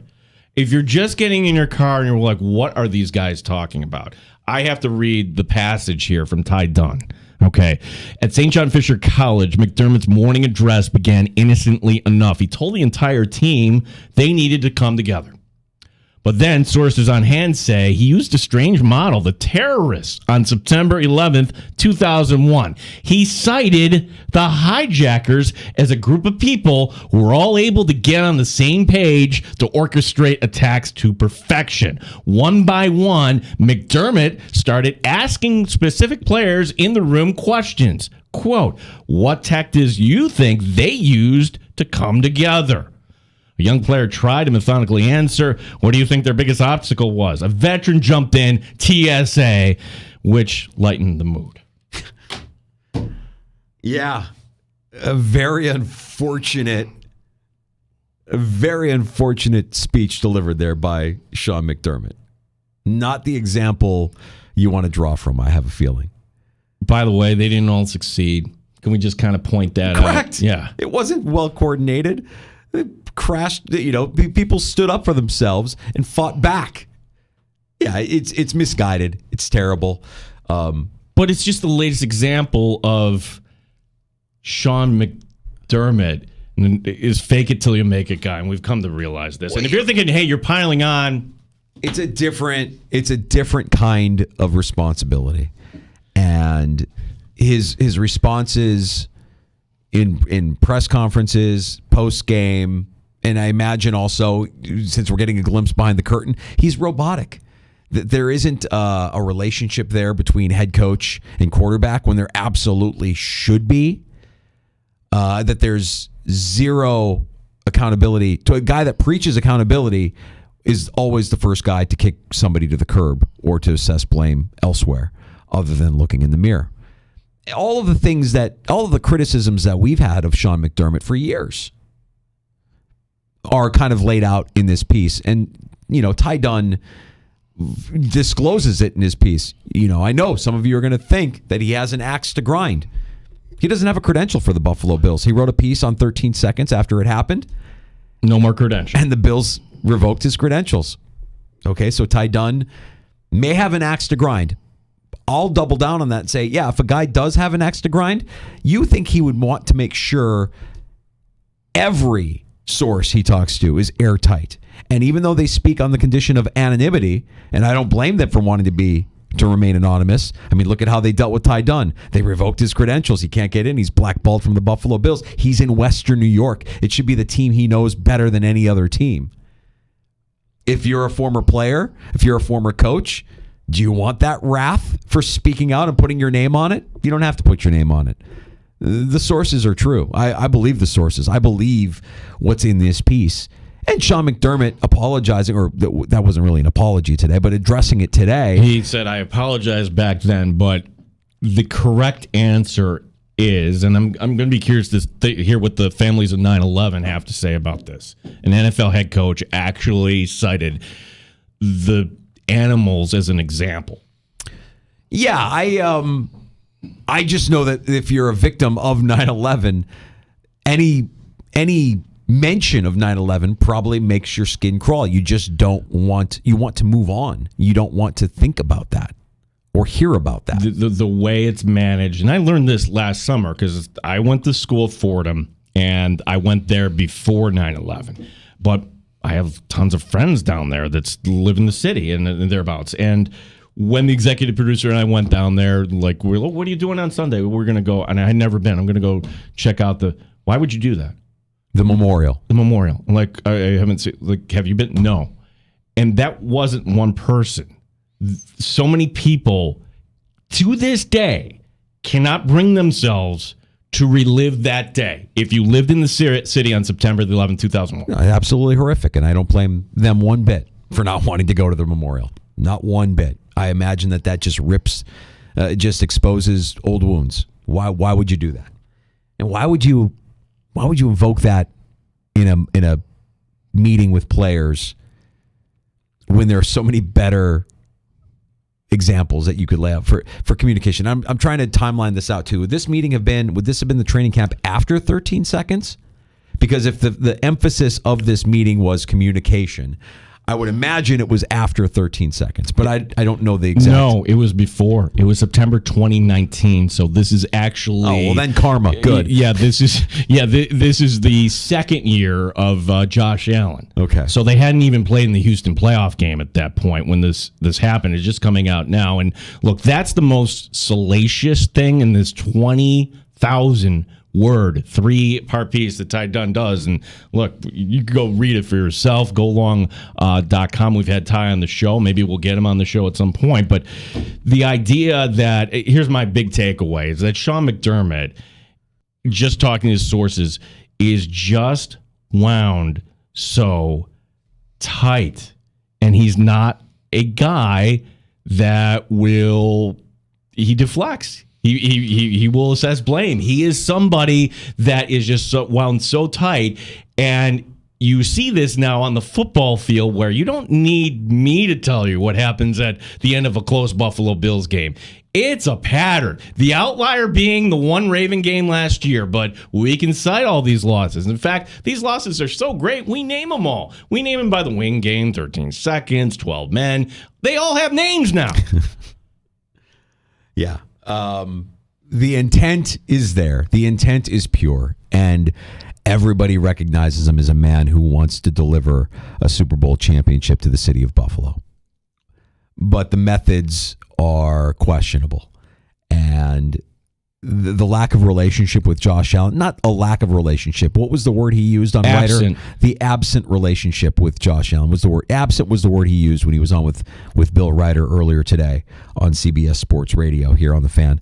That's an indictment too. Yeah, you need to do better with your franchise. He is your franchise. The word narcissist gets thrown around in the piece a little bit. I don't know Sean McDermott personally well enough to, you may or may not have somebody with narcissistic tendencies in your life, and you kind of understand how those people operate. And I have a feeling there are a lot of NFL head coaches that walk that line of being a narcissist. But the idea of being wound so tight and really the timeout with 20 seconds, the take a knee with 20 seconds and one timeout is really all you need to know about Sean McDermott. More afraid of what can go wrong than thinking about what could actually go right. A lack of trust. Yeah, there was another detail here. Going back to the 13 seconds, we thought we heard all the stories and everything. And again, if Ty Dunn is reporting this, I believe it to be true because he doesn't want a lawsuit, okay? So we're just going off of that, right? 13 seconds, McDermott allegedly in the locker room telling people, we scored too quick. Yeah, that's rich. We scored too quick. That's rich. Again, hearing that quote, now, yes, narcissist. Absolute narcissist. Cannot bring himself to say, my defense screwed up. Somebody, it's on me because we weren't prepared or we weren't organized or we lacked a detail. Whatever it is, saying that is so the 9/11 thing is brutal. Very tone deaf. But there's a long list in this piece of moments where you're like, he can't be that he is that tone deaf. He is that out of touch. Wow. Some pretty explosive stuff in this piece. 3-part piece from Ty Dunn. I guess football guys have a tendency, some of them, just to be, they don't know what's going on. Like Nick Saban, one time claiming he didn't know the election was coming up or whatever it was. Is that McDermott's excuse here? That he wouldn't understand that citing terrorists as an example of leadership and teamwork is like one of the worst ideas ever? I can't defend it. I have no idea. I have no idea what's going on in his mind. But again, if you listen to his apology, where he is saying, yes, this happened. And getting a little emotional. Getting emotional, but he's like, well, you know what? I apologized for that years ago. Yeah, but getting emotional, almost as if, hey, coach being vulnerable and showing some emotion here should be, should be enough for us to forgive him. What did Sean McDermott minor in at William and Mary? Theater. Yeah, theatrics. Theater. Theatrics. That is one. If I was at that press conference, I would have lost it when he's saying, I lost a good friend. If you lost a good friend, then why aren't you mad at the people that murdered your good friend? Why would you even think that is a thing to bring up as a way to try and galvanize your team? Really? Who's your good friend? Tell me. Come on. Let's look it up together, Sean. Good family friend. Yeah. Look, it's more of it's a lot of validation for what we've kind of assumed about Sean McDermott all these years. And if they start winning games, we forget about a lot of these things. We will. We'll forget about over time. You win games. Winning is one hell of a deodorant. Oh, if they blow out Kansas City, yes, but it's in the back of our mind, Danger, that let's say the Bills get to the postseason. We talked about this after the Cincinnati game. They'll get to the crossroads. You really think if they get to the postseason, it's a 10-point win in the wild card, a 10-point win in the divisional? You get my point. You're going to have to win one, if not more, of these games if you want to get to where you are. And we're all going to get to that point. We're going to And now the culture you built in is it's a chargering culture. Yeah. We're not what we need to be when we need to be it. Instead of being confident, we're tight. We're not playing loose. We're not playing free. We're playing scared. We're playing tight. We're playing to not make a mistake instead of playing to win. We should have seen this coming dating back to the off season when the comments were being made about, and not just McDermott, Bean is guilty of this as well. Josh Allen needs to change his style of play. We can't have him running around as much. It's not sustainable. The league has shown it's not sustainable. And I know that both men had exposure to Cam Newton and watched Cam Newton really break down over the course of his career because of the punishment his body took as a ball carrier and as the primary offensive weapon for that team that went 15-1 in an MVP season. The reason why Sean McDermott is the head coach today is partially because Cam Newton was unstoppable that season, and nobody got in his way. Nobody got in his way. Well, now you're saying that you want to clip Josh Allen's wings. Now you're saying you don't want to take the sports car out on the expressway. You just want to kind of park it in the driveway. It's ridiculous. It's the assumption of rational coaching. Rational coaching would say, we know this player's strengths and we're going to play to this player's strengths, instead of saying, we know he's really good at this thing, but we don't want him to do that anymore.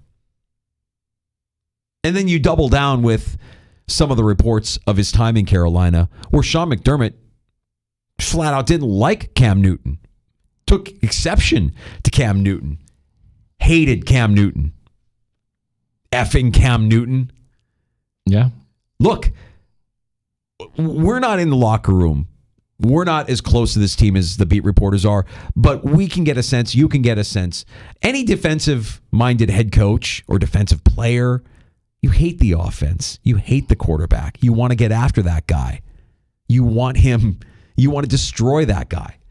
And we've been saying this for months, that defensive-minded coaches, you have to really be a different kind of cat to put away everything that you've ever been taught and know and love and say, you know what, I can share some of that love. I can share some of that guidance with the quarterback, with the guy that's behind center, and support and push and coach him. But to hear that his relationship with Josh Allen is, quote, absent, troubling. Well, this has now happened in the last 20 minutes since we began happy hour 5 o'clock. Both CBS News and TMZ are running with this story. When you have an NFL head coach, CBS News, the headline, ready? Sean McDermott credited 9/11 terrorists for communication skills during 2021 team meeting. Okay, that I had it wrong. I thought it was 2019. 2021. 2021, yeah. That would have been after the championship loss. Right? In the AFC Championship? Because 2020 was the season of the pandemic. Yep. And they played in the AFC Championship game in Kansas City. So, yep. So leading into the season where 13 seconds actually happened is when the 9/11 speech. That's karma, is what that is. That's karma. You want to do a meeting about communication and you want to put those guys on a pedestal. The terrorists on a pedestal, and then you're going to lose a game in 13 seconds. Because why? Because your team can't communicate. Congratulations to Sean McDermott for making TMZ. Quote, I'm sorry for using 9/11 terrorist analogy to motivate team. It's all, wait. Oh, we have more? Well, we have more. I'm sure this will be a topic on Fox News tonight. Bill Sean McDermott, this is FoxNews.com, used 9/11 terrorists to illustrate how team could come together in 2021. Yeah, it's, again, there are some unforgivable sins on Sean McDermott's ledger. Add this to the list. Add it to the list. Well, how does this change anything? Because you're in Terry Pagula's alien world. It doesn't change anything. It doesn't change anything. His head coach is on Fox News tonight. It's not going to change anything. It's not going to change anything, Gino. You know it. You know it, and I know it. The PR machine will be at work. This will blow over. You know, Sean McDermott got very emotional. I don't know if you saw him get emotional there when he was. So you can draw He's from full that. of it. You can draw from that. If you're Terry Pegula and you're asked to, Sean regrets saying what he said, and I know he feels horrible about, losing a friend in the attacks and blah, blah, blah, and words, and you're not going to hear anything from Terry Pegula because Terry Pegula never speaks. Yeah, with all of this being said, short of the team downright quitting on their head coach, which I don't think they have in their character, nothing changes. Sean McDermott isn't going anywhere. Now, if the team quits on him, if you see during a game against the Patriots or the Chargers, the team just lies down and stops playing football, now you have grounds. Now that, unfortunately, that's what it will take, I think. But I don't know that this team has that in their character. Well, it's funny you bring up character because if anything, they're a whole lot less likable, right? Let's put in Von Miller. Again, we let the process play out, blah, blah, blah, blah, blah. My fifth grade teacher, you are responsible for the position you are in. That's right. So that's not likable. Von Miller right now, not likable. Sean McDermott citing 9/11 terrorists as an example, really not likable. And Von Miller, really not likable. Not a likable team right now. Happy holiday. Well, we'll find out if all of these off-field distractions affect the team on the field. Game coming up here on Sunday afternoon. You'll hear it on the Fan. Rochester kickoff just after 4. And pregame gets underway at 12 noon. Gino and I will be raising a glass tomorrow afternoon. It's the holiday season. We want to talk about this tomorrow. We're gonna go. We need to raise a glass. Yeah, we're gonna talk about Patriots Steelers. Like, wow, what a fantastic game that was. Yeah, we should talk more about the NBA in-season tournament tomorrow, just to talk about something more uplifting. Maybe that'll be tomorrow afternoon. We invite you to join us at Three Heads Brewing on Atlantic Avenue. We'll be doing the show live. Friday Football Talk live at Three Heads in the neighborhood of the Arts. I'm hoping the Sprucifer is on tap. That's my favorite come the holiday season, with real spruce tips brewed in. I can't wait. That's tomorrow. And we'll have special guests, of course, and talk plenty of Bills Chiefs leading into Sunday's action. Three Heads Brewing on Atlantic Avenue in the neighborhood of the Arts. It's another Friday Football Talk live with the Sports Bar. Yeah. Calm down here a little. Round of shots? I think so. Okay. I think, yeah, we'll get to some other things that are going on here, like this story in Jacksonville. Like, okay, how you've heard embezzlement stories? Like you're the one wearing like the robbery. Oh yeah, this is how I show up to work every day because I'm gonna swindle money from the corporation. Yeah, we got stories both on and the off the field. Like Trevor Lawrence will give you the latest on that. Why didn't he use Why was he tough guy on Monday night? We'll explain that as well. And you want to talk about there's another legal battle. You remember T.J. Houshmandzadeh? I do remember T.J. Houshmandzadeh. He's got a stalker. And this, like, you've heard stalker stories. This one, yeah, they're all weird. Is Houshmandzadeh still in media? He was in media for a second, or he was trying to get into media. He's not right now. Okay. All right. We'll get a follow-up on that. Round of shots coming up next in the Sports Bar. Danger and Battaglia on the Fan. Surprise your loved ones this holiday season with a gift of self-care by giving them a gift card from the spa at the Del Monte. A gift card allows that special someone to indulge with one of their signature spa treatments, bask in their salon's services, and treat themselves to the many luxurious products in the spa at the Del Monte's boutique. Visit them at the spa at the Del Monte or purchase a gift card instantly at delmontespa.com. Happy holidays from the spa at the Del Monte. You're listening to the Sports Bar with Danger and Battaglia.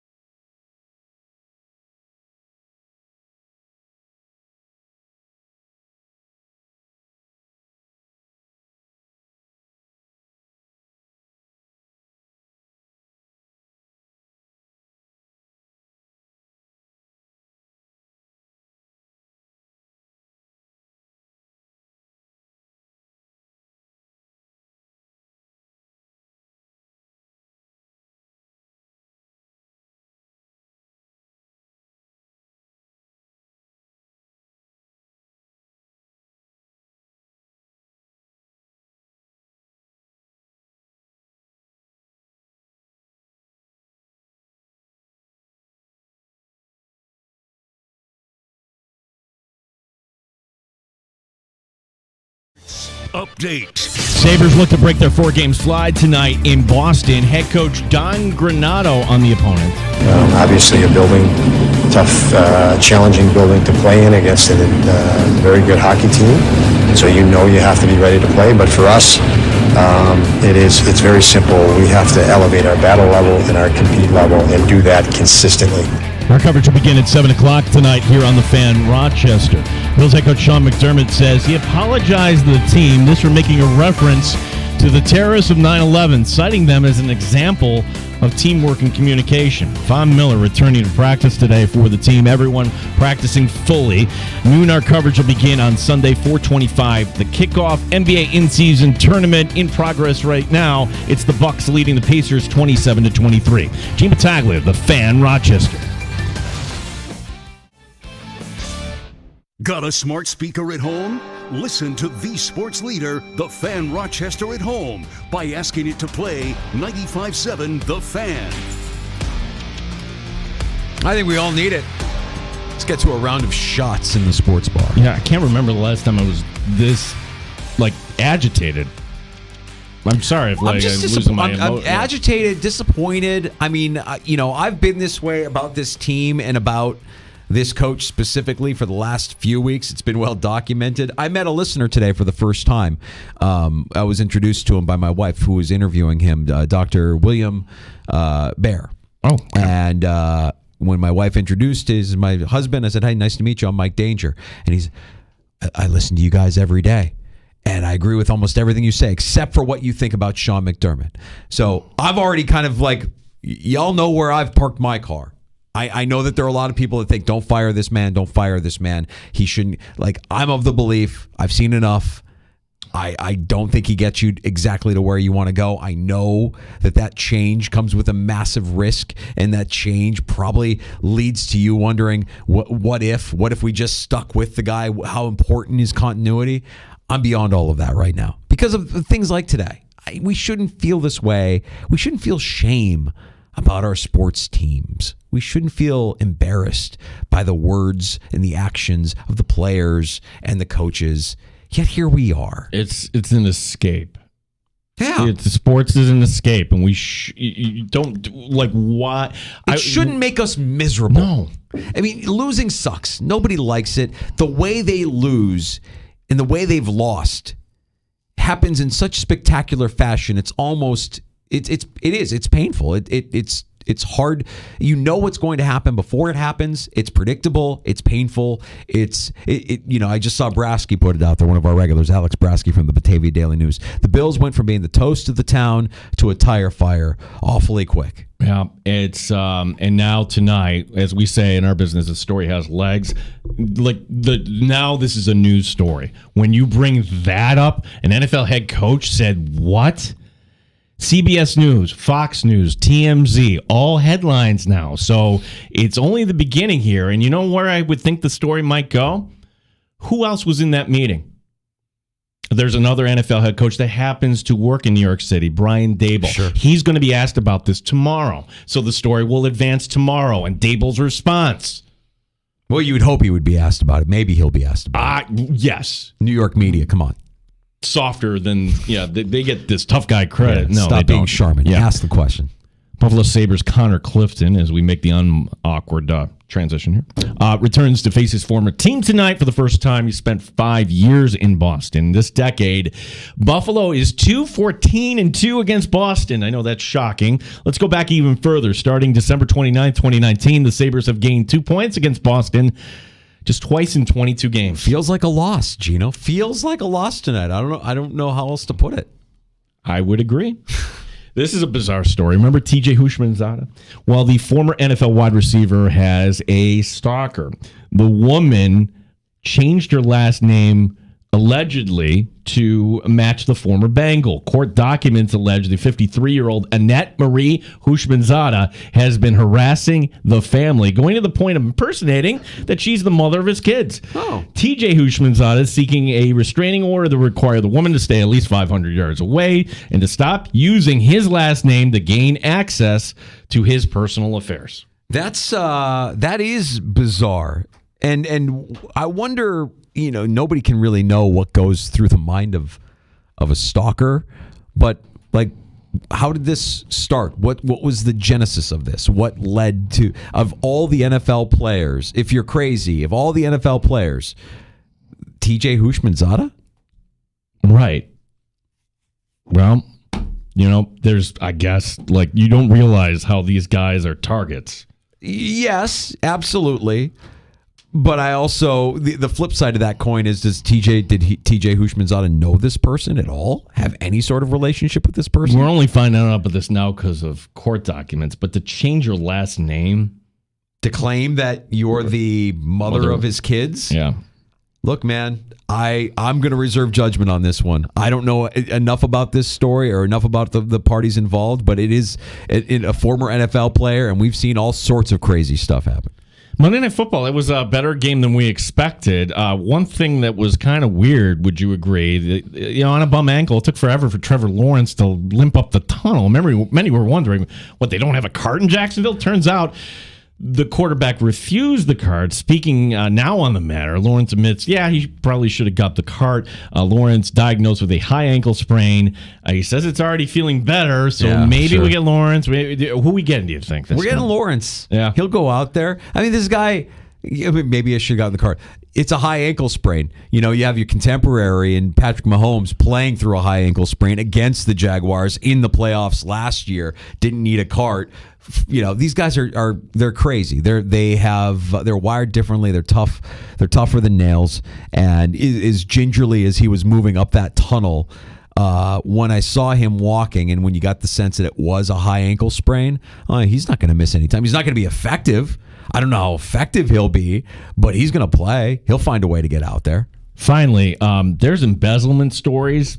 And there are embezzlement stories. This Jacksonville employee allegedly stole $22 million from the Jaguars. I was excited about this story. I dressed the part. Let's go on a heist. I've always wanted to go on a heist.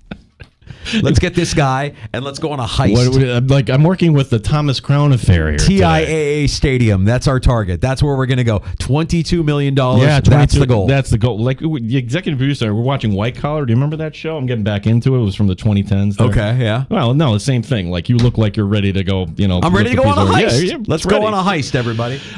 Some of the things the employee is accused of here: this $22 million, a condo in Florida, a Tesla, a Nissan pickup, gambling bets, of course. Oh, yeah. Private jets, luxury hotels, and travel with friends. Of course, you've got crypto. You've got assorted electronics, sports memorabilia, country club membership, spa treatments, concert and sporting event tickets. Who would notice? How did you do this? Well, it was a credit card scam. It sounds like he was applying, and used, had his own credit card. A corporate card. Right. And apparently nobody knew that he had applied under the Jaguars. So that is rich. It's identity theft. And the scary part about this is, like, you hear $22 million embezzled from the organization, and you think, wow, that's ridiculous. That's a lot of money. But for Shad Khan, this is a speck. Let's get this bug off of my windshield and let's move on with our day. $22 million is nothing, which it doesn't justify doing what he did.